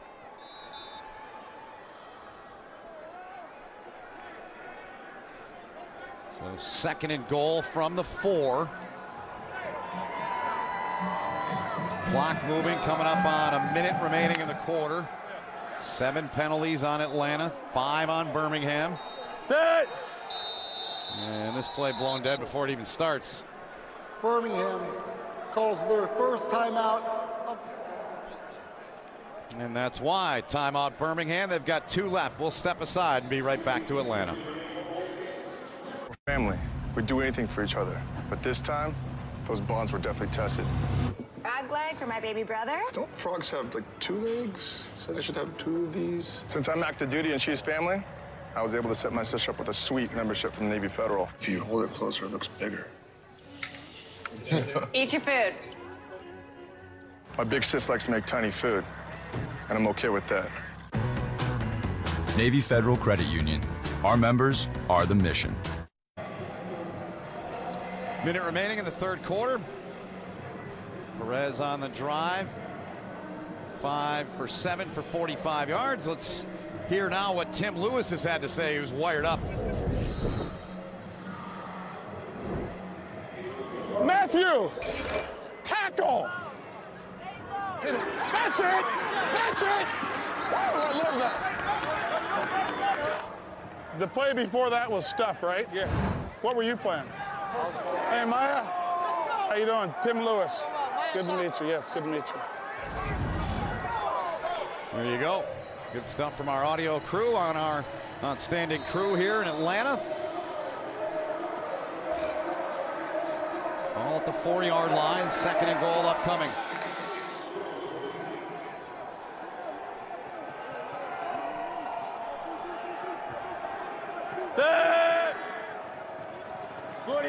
Got isolation. Washington to the left. 6'4" frame. Perez dumps it off to Richardson. Richardson broke 1 tackle, still charging ahead. And Richardson, great effort out of him. Ed Reynolds, among many in there for Atlanta, the first to get to him. 3rd down coming up, 3rd and goal. Ben, that was a good, smart adjustment from the Legends defense. Birmingham had motioned a wide receiver to create a one-on-one matchup on the left side with Washington, and the defensive back, the safety to that side for the Legends, saw the formation and went outside and gave him some body presence. Perez didn't have a throw to the left side, so it forced him to change who he wanted to go to, and the rest of that defense converges on Richardson. 3rd and goal.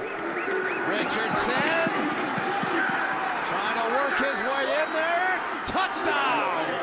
Richardson is 2nd of the game.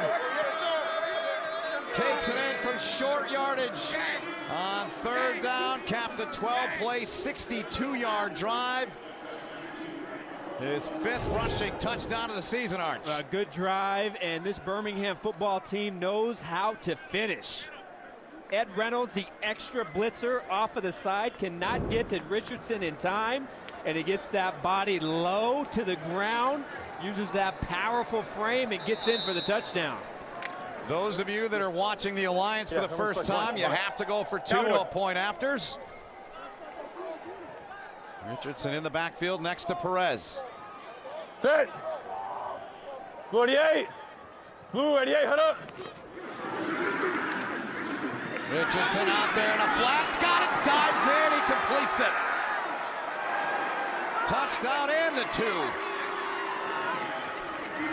So a 20-6 lead for the Iron.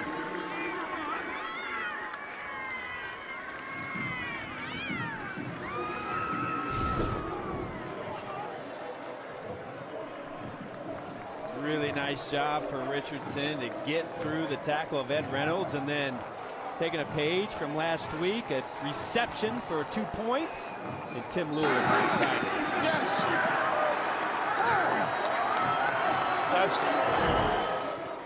He's got a good group. Yep. Good football team he's got.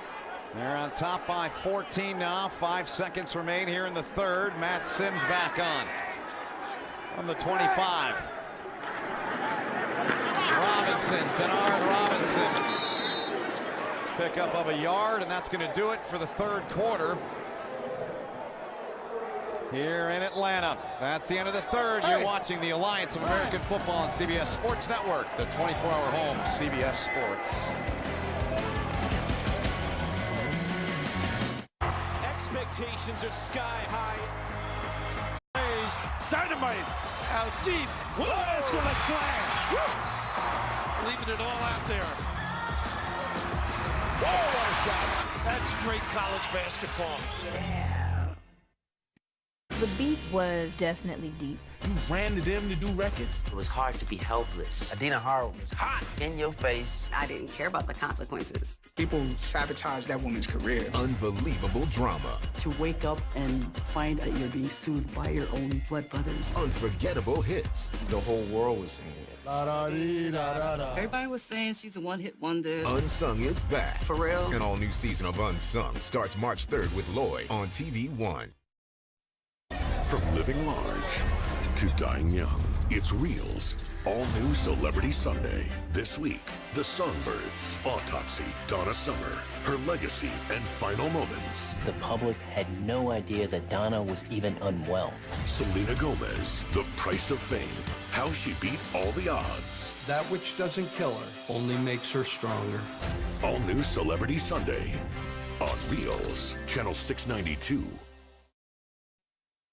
There are car drivers, and then there are Land Rover drivers. Purchasing a Land Rover is like gaining membership into an elite club, and at Land Rover Manhattan, membership is more affordable than ever.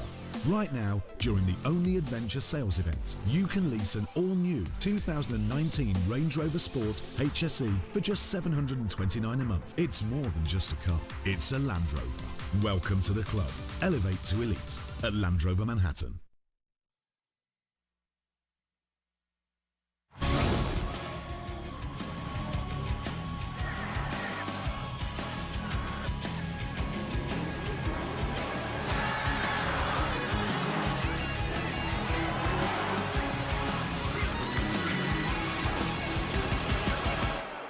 Appreciate our tape room putting those moving pictures together. The best from the game so far. 20-6 Birmingham. John Schriffen there with Trent Richardson. Schriff. All righty, Ben, thanks so much, Trent. It has not been easy, but already 2 touchdowns on the day. With very little running room, how do you attack this Atlanta defense here in this fourth quarter? You know, at the end of the day, you just got to man up. They got a real big defensive front. They're not trying to give us that much room, so we'll take what we get. Have you had to make any adjustments at halftime? What's been the biggest difference? Because it looked like you had a little more room here in the second half. We just made sure we hit our assignments. There weren't no adjustments. You know, it ain't about what they doing, it's about what we doing. So, you know, we came through and we got on our blocks and we got our hat on the person and we covered up and we did what we had to do. We catching more balls and, you know, Louise managing the game pretty good. So that brings a lot to the running game too. Good luck in the fourth quarter here. Yes, sir. Appreciate you, man. All right, Trent Richardson, 27 rushing yards, but 2 touchdowns and a 2-point conversion. The first play of the fourth quarter incomplete to James Quick. Elijah Campbell on the coverage. 3rd and 8 coming up here. For Atlanta, you know, Matt Sims has spread the ball around to 10 different receivers in this game. I think the one thing that really stands out to is nobody has really emerged as the guy. Right. You know, on that critical down, on 3rd and 8, when you have to make a play. Who is the guy that's going to be able to step up that Sims can count on to try and get the ball to? 380! Here's that! Maybe we'll learn something here. Gets it into the hands of Quick, but getting over there quickly is Tocho. Good football player he is. He's made a couple of nice plays today, and that was one of them. 3rd and 8, and there's just not enough time for anything to develop downfield. Sims feels initial pressure up inside and has to dump the ball out into the flat, and that is an excellent tackle. We've seen some good safety play here by the legends in the Birmingham Iron, also with good safety play. That time Jack Tocho with a great tackle on the sideline. Forced fumble last week in their victory over Salt Lake as Perkins lets this thing bounce, and Atlanta, outstanding break for them after the punt from Cameron Nizelek.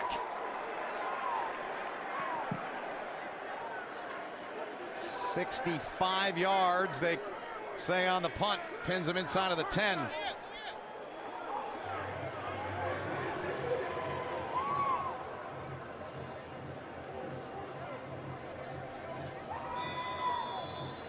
Great look at where Luis Perez from our Skycam will begin this drive in this Birmingham offense. With a 14-point lead, an Atlanta defensive front See if they can come up, force a stop here.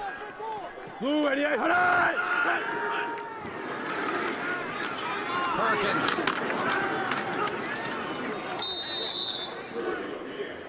Tim Lewis, defensive coach, wants to be able to run the ball. It's been tough today. They've had a hard time doing it.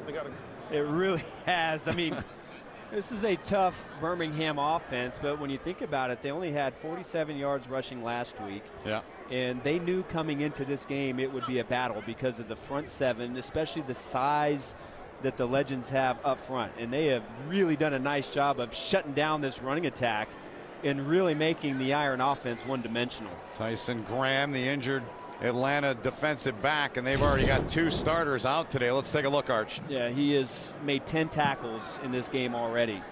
He's had a tremendous game, as he did last week, and just kind of gets stuck at the bottom of the pile.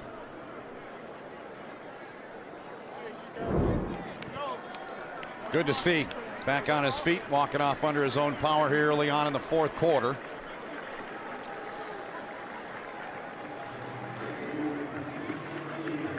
Fumble recovery last week, late in the 3rd, led to a field goal by Koo. That put Atlanta up 12-9 in that game. But they could not hold on to the lead. Nice. Nice.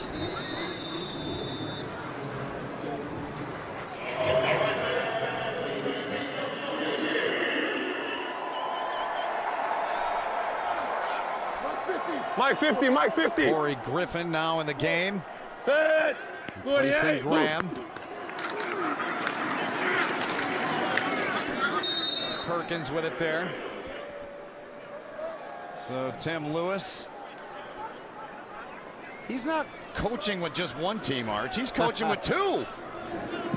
Yeah, how about that? Defensive, yeah, defensive coordinator, Pinecrest Academy in nearby Cumming, Georgia. 45 miles away.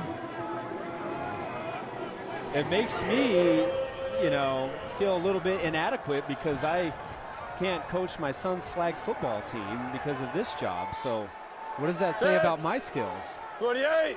Well, I mean, you could come up with a game plan before you go out of town, I suppose, right? And still be a part of it that way. Intercepted!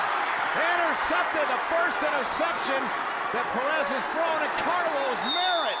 Takes it back to the 10, and Atlanta's in business. Intended target was LaDainian Washington. And a 10-yard return. Exactly what Kevin Coyle looking for from his defense. And this is not the first time that Perez has put the ball in danger. You know, he's done this about 2 or 3 times. He throws an off-balance pass, an ill-advised pass. LaDainian Washington is the intended receiver, and it's nowhere around him. I mean, all Carlos Merritt has to do is just secure that catch, and now all of a sudden, Sims has the football on the 11-yard line, but they have struggled today. How many times have they been in this part of the field and have not been able to punch this in? Maybe that'll change here. Delay a game as Aaron Murray's now in at quarterback. I beg your pardon, that's still Sims. I saw the jersey, looked like it was wrinkled. 5-yard penalty. First down.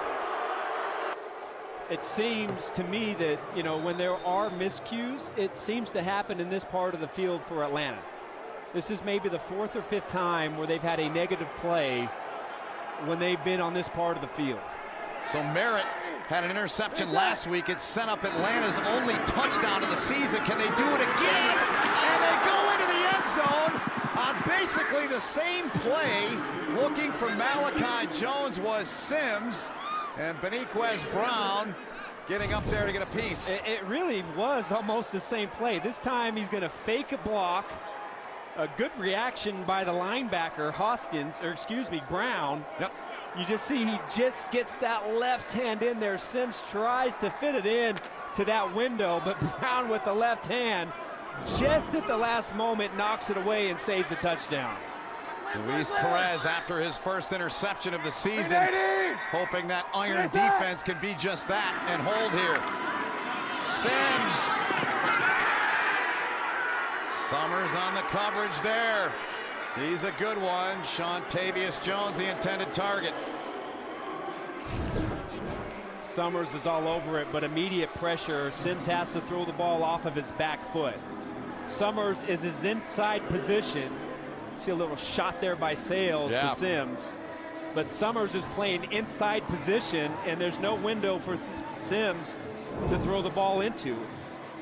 It's a great example. Birmingham, I think because of their ability to play tight man-to-man coverage on the outside, makes it very difficult for any windows to show up for an opposing quarterback. 3rd and 15. You said it, Arts. They've been down here a bunch. And they've got just 2 field goals to show for it. Sims on the run across his body, back in the end zone. No! Looking for Denard Robinson. And incomplete. 4th down coming up. Oh, wow. Shoelace in the back of the end zone. By a shoelace. Oh, my goodness. Going down to the ground, and that would have been the touchdown that the Legends needed. Right in the breadbasket again.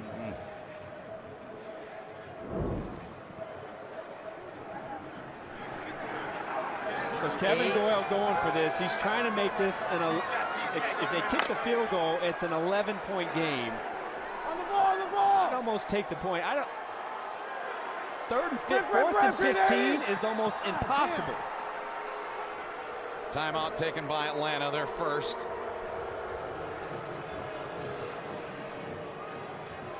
I'd go for it. Your chances, your chances at 4th and 15 are right around 12%. That's really about what it, maybe 12 to 15% on a 4th and 15 play.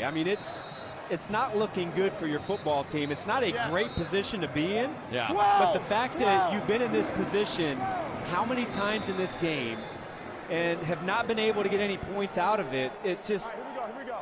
We got West right. a field goal doesn't make you feel any better about it anyways, but I just think in this situation, the way the defense is playing, you got to take the points.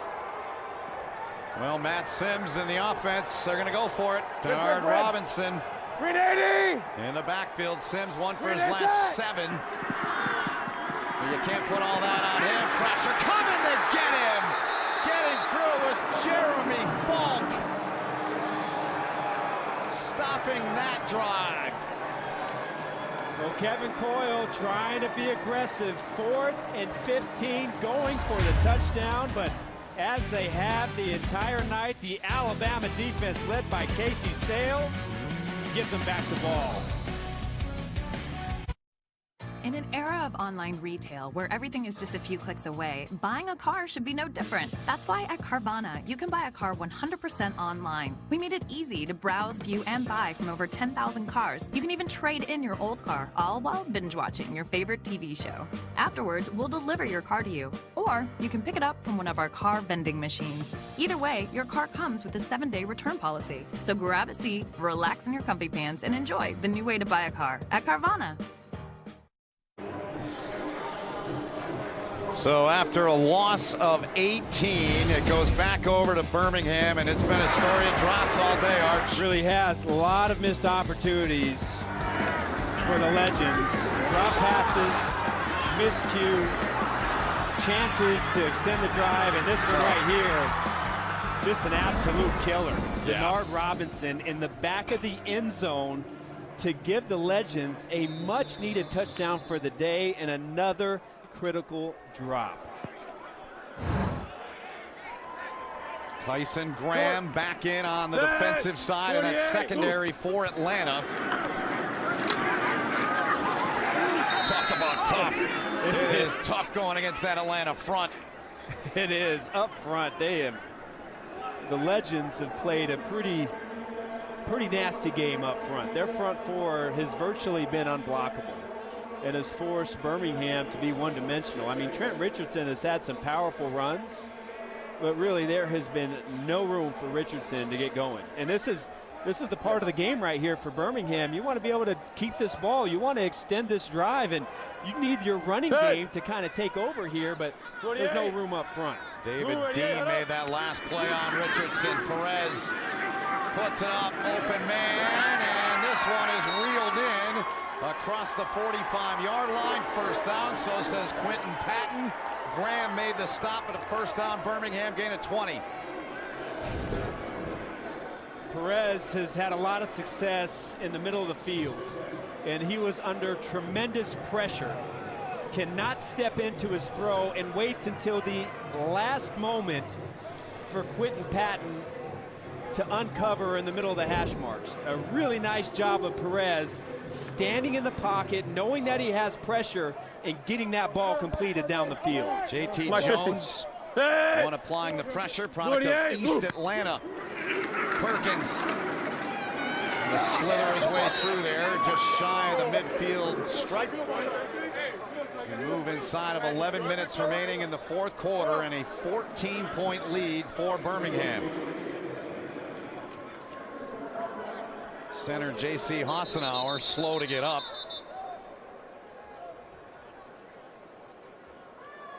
We'll come out and check on him.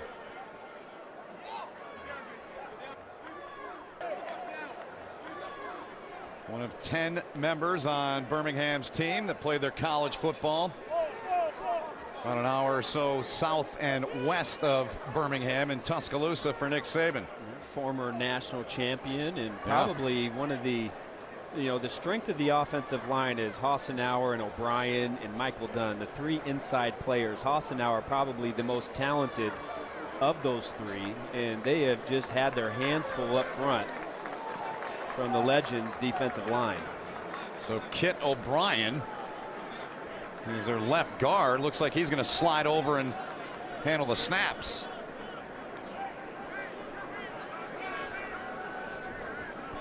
O'Brien played his college ball at Ball State, Muncie, Indiana. And he's one of the best guards in the Alliance. Yeah. By half, Perez. Numbers on him. And a lot of those here in the second half have been right over the middle. It's been his favorite part of the field to attack, especially against zone coverage. Able, set. 48. Blue 88, head up. On 2nd and 8. Steps up, feeling the heat. And Atlanta's going to get him and drop him for the sack. Getting in there was J.T. Jones, one of their team captains, and a big play there on a him. Really play action pass, and Perez is trying to get the ball down the field. Well covered on one side, and the Legends up front again. You've got two defensive players in great position. This is a two-man route, and that allows the pressure up front to get to Perez. 3rd and long, they need 11. 3 sacks in the game for Birmingham. That one, the first for Atlanta. Perez on the run, nobody near it. Closest was Patton, and he was well away from it. Graham on the coverage, Simmons on the pressure on Perez, 4th down. Yeah, tough position to be in if you're Birmingham, because again, in this part of the game, you want to be able to rely on your running game to take some pressure off of your offense. You want to extend this drive, run out the clock, but there has been nothing up front. This has been an impressive game up front by the Legends, and they get the ball back to their offense. I still think you would have been in better shape if you go for the 3 points, but still down by 14. Phillips. That's it, bounce, and Birmingham just does that. Downs it after a 50-yard punt at the 4. Elijah Campbell down there to make the play on special teams. We'll be right back.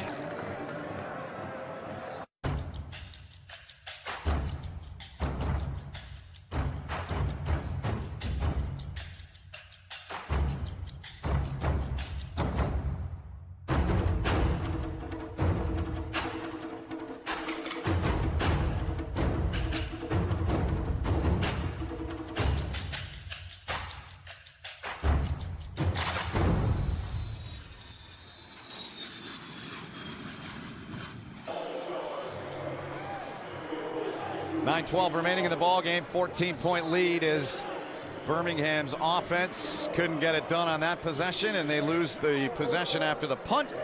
Next Sunday at 4 Eastern, CBS Sports Network back with more Alliance football action as Birmingham will host San Antonio right here on the 24-hour home of CBS Sports beginning at 4 Eastern. Saw San Antonio last week. What a game that was. It really was. That's both of those really good football teams. Here we go. Should be a fun one. This one still with a lot of time left. 14-point lead.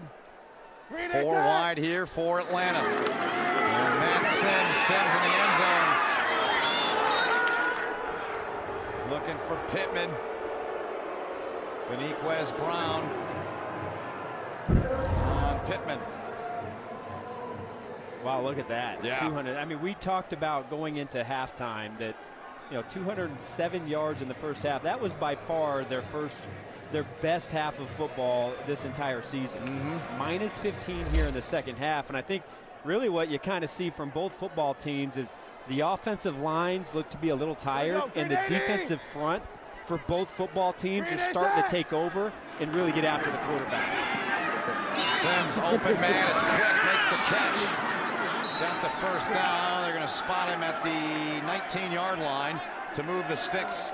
Joe Powell to stop, 15-yard pickup. Yeah, the ball has to come out of your hands very quickly. I just talked about the defensive lines for both these football teams starting to take over, and if these quarterbacks hold the ball, there's a good chance they're going to get hit, and they're not going to be able to get rid of that football. So Sims has to get rid of that ball on time to have a chance. Here he is. Here comes the heat, Arch. You said it. You still got it. And took a heavy shot there, Devin Taylor. And threw a flag on that play. I was wondering about that. The ball did not get to the line of scrimmage. Yep. He's outside the pocket. And up front. Intentional grounding. Offense, number 4. The pass did not make it back to the line of scrimmage. Spotted the foul, lost the down. Second down.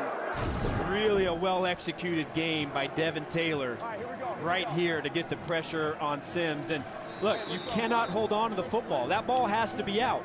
You hold on to that football, and that's going to happen. He has no choice right there. He tries to get rid of the football. It does not go past the line of scrimmage.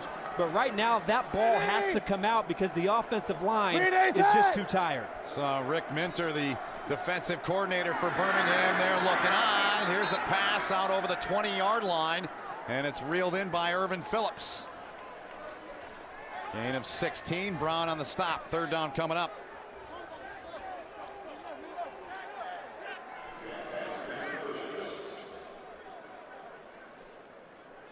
Be ready.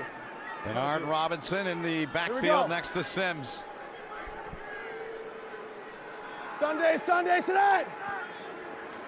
And gets rid of it in a hurry. And wrong route, miscommunication. Jamar Summers comes up with another huge play. Waited for it. And Summers has been money. You hit it right on the spot. Miscommunication, hitch. Summers bails on it, but then plants his foot in the ground, comes back inside, and Sims just throws the ball to Summers. It looked as if Sims expected his wide receiver to break to the inside. James Quick, he just runs a hitch route, and Jamar has what will be one of the easier interceptions that you're going to see, but Sims and Quick just not on the same page there, and it leads to an interception. Second of the day for Matt Sims. What a turn, what a drastic change from the first half to the second half for this offense. Here's the young man they call Turbo, Felton. And the end around, and let's go down to John, who's got an update on the crowd here in Atlanta. Trev. Well, guys, I don't know if you've been able to hear, but this crowd in this near end zone has been chanting for Aaron Murray. That's because the former Georgia star, they want to see him get some action. Atlanta hasn't really been effective on offense. Let's see if maybe they make a change at quarterback on their next offensive possession. Yeah, I mean, all he did was set the SEC record for career touchdowns, passing yardage. 12,000 yards, 121 touchdowns. I mean, that's... Some Bulldog fans repping here today. That's okay, I guess. That's not bad. If you like offense. Richardson, a couple of touchdowns today for Trent Richardson. But I mean, fast on the stop. It has to be extremely difficult for Kevin Coyle because look how this offense started out. It started out great. Sims was outstanding. They were moving the ball down the field. Yes, they stalled inside, you know, when they got tight inside the 10-yard line. I don't think they anticipated this second half to turn out like this. 3rd down and 4, coming up on 6 minutes to play in this contest. Alert, alert, alert, alert, alert, alert. 14. Turtles, and up. Richardson gets the first down and then some. Sets up 1st and goal. Tyson Grant made the tackle, but Richardson to the 9-yard line. Well, good patience, and look, Trent Richardson is a big guy, but look how skinny he gets to find this hole. Wow. Just pops right through that hole, and one of his best runs of the day. Yeah. I mean, even Trent Richardson, you know, this offense started out their very, you know, first 2 or 3 runs. You thought maybe they're going to have a chance to run the football today, but that's been shut down by the legends for the rest of the game. That was a good run inside 48 by Richardson. Ooh, 88, head up. Pick up of 8. Feed the beast again, why not? Takes it down just shy of the 5-yard line. Sprinkle in there, slow to get up. Just got to untangle the bodies in there. You see Richardson kind of get in a different mode or a different zone. You see when he gets in tight. Yep. Not a lot of shake. He gets his shoulders square, and he just runs as fast and as hard as he can downhill. That's how he scored his first touchdown, and it was the same kind of run there in his last 2 runs. At 58 yards, and we saw Birmingham in week 1 and a couple of touchdowns and that shutout victory over Memphis. Short. 3 trips to the red zone, 2 touchdowns, both courtesy of 33, who's got the rock again, and he's got another touchdown. Richardson, 3rd time today he's found the end zone. 6 yards on that one, and they posed for the cameras a 5-play, 23-yard drive after the interception by Summers, and it's 26-6. Not quite downhill. Maybe a small little stutter here in the backfield, but then as soon as he makes that decision, he gets back downhill. Nobody can get a square shot on him. Good blocking up front, and he's en route to another touchdown. A try for 2. They'll bring in Ty Isaac. Able, set. Lined up behind Perez. Ooh, 88, head up. Perez looking Isaac's way, instead goes inside and finds Washington. LaDamian Washington makes it a 28-6 game.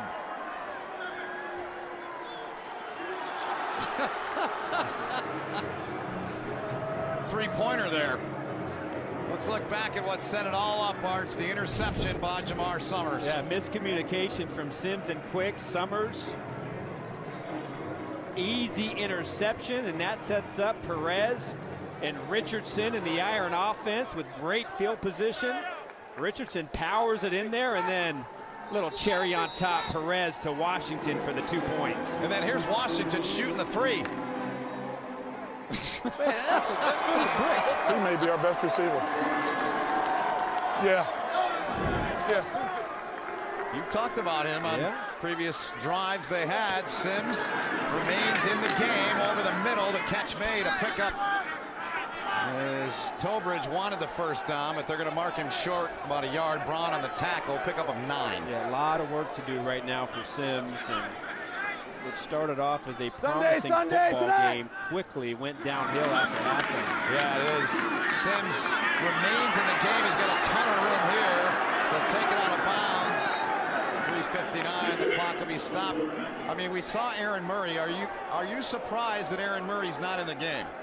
You know what? I am. And obviously we're not privy to practices and we don't know what's going on. I'm a little surprised when this league started that Aaron Murray wasn't the quarterback. I mean, you just look at his college career, how good he was and how prolific of a quarterback that he was.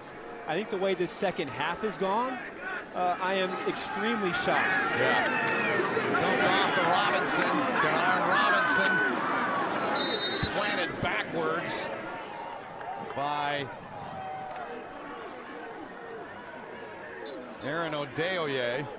Now, I will say in Sims' defense, there's been a lot of drops in this second half. So it's not as if, you know, he completely hasn't played well. But, I mean, you saw last night the Express, they went to Zach Mettenberger. Right. Maybe give him a shot in the arm. And I think at this point, it wouldn't be a bad idea to give Aaron Murray a shot and see what he could do. Yeah, that one overthrown. Looking for the tight end, Bug Howard.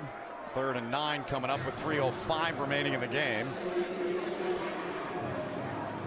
Sims 23 out of 40, 242 and 2 picks, but the majority of his yardage came in the first half for Kevin Coyle's team. Yeah, and I'm sure that Kevin Coyle, when he watched the tape of Birmingham and saw that they gave up 151 yards last week, did not want to look up there and see that his quarterback has thrown the ball 41 times in this game. The fact that they haven't been able to run the ball has really hurt this offense. Throwing a catch. Tavius Jones with a reception. Forced out by Summers. 201 yards to be exact in the first half for Matt Sims throwing the rock. Hey, John.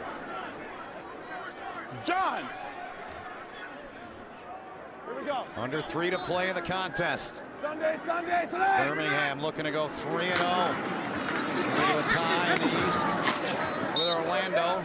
Jones again, another catch. Forced out of bounds with 2:39 to go.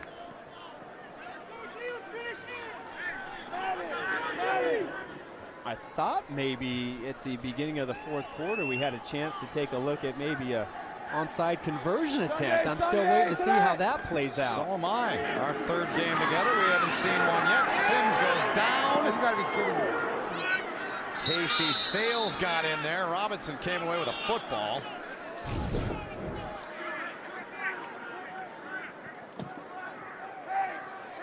Yeah, you can see up front the fatigue of the offensive line, a breakdown in technique, and I mean both these defensive lines are extremely powerful and extremely athletic, tough to hold up. Pass rush after pass rush all night long. Sims does it here with his feet, and that'll take us to the 2-minute warning. He gets the first down. Beniquez Brown, the tackle. 1:54 to play. 2-minute warning here in Atlanta. Back with a finish after this.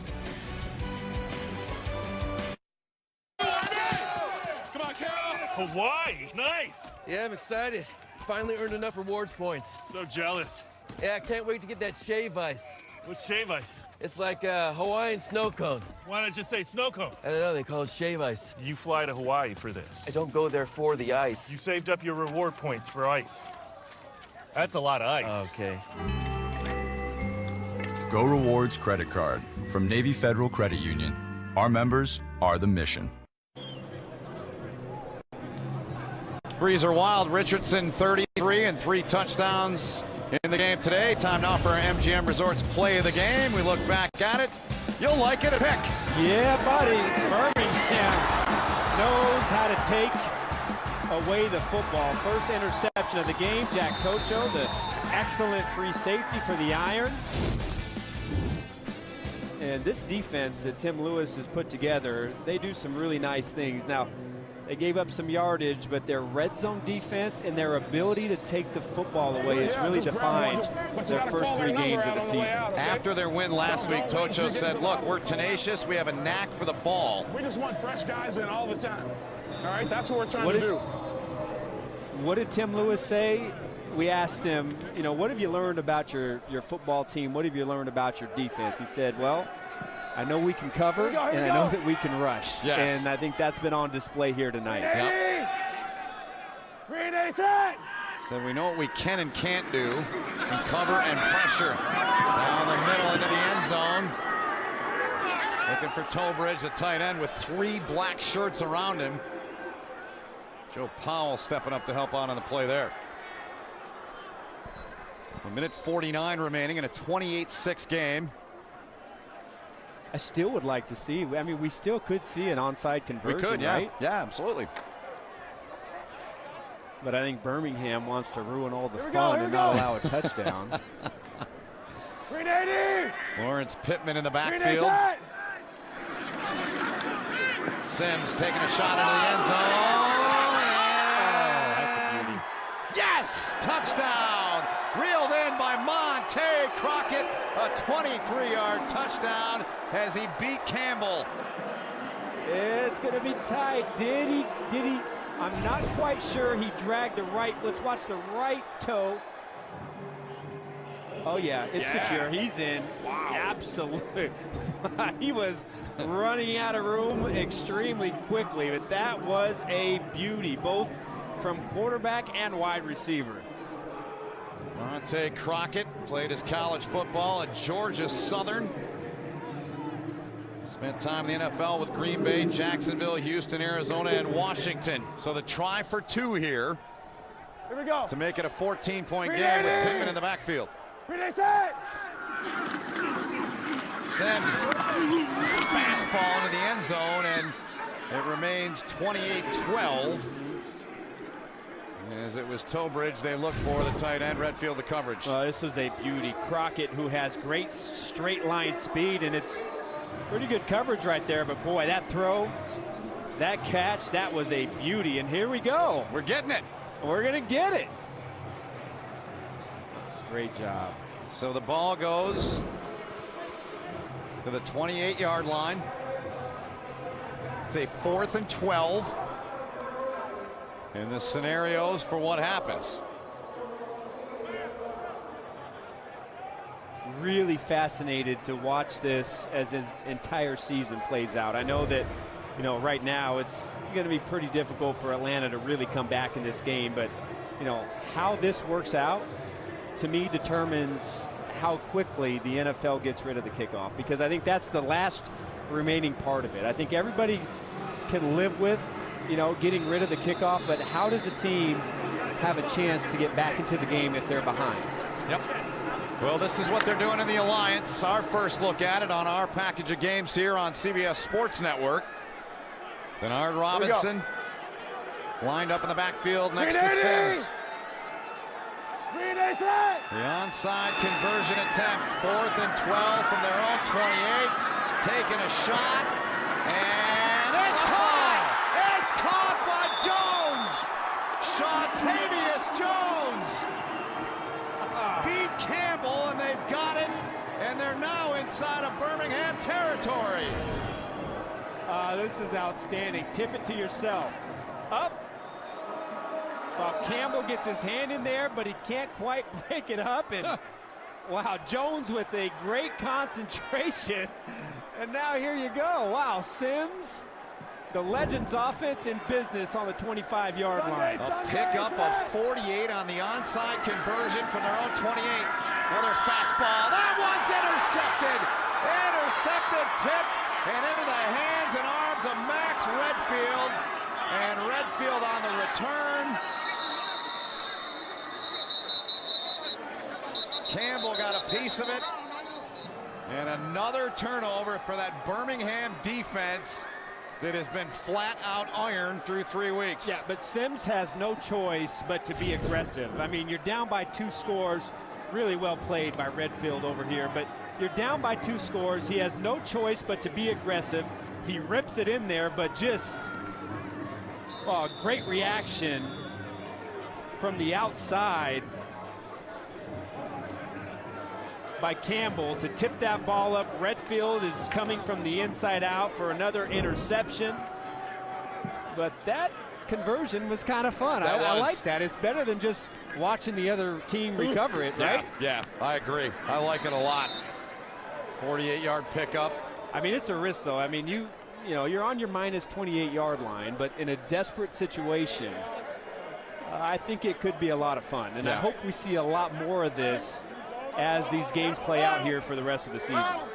Inside of a minute remaining, Birmingham 55 seconds and counting from being 3-0, and they'll move into a tie for first with the Apollos of Orlando, both at 3-0.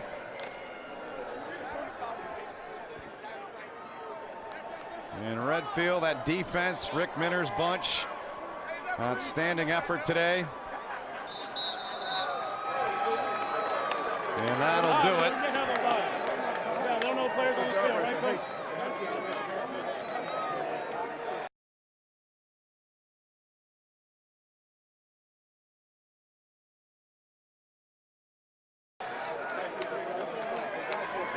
That was the final snap and in the first of two meetings between these two teams, both in the Eastern Conference. And this one's a final, 28-12. Birmingham now 3-0 on the season.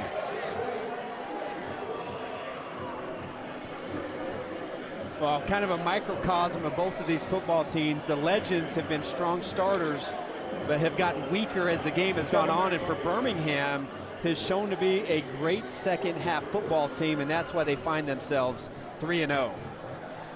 We'll step aside, take a time out, but we're not done. More when we return to Atlanta, Georgia, where Birmingham wins 28-12 over the Legends. They can't stop us. They can judge or dismiss us, but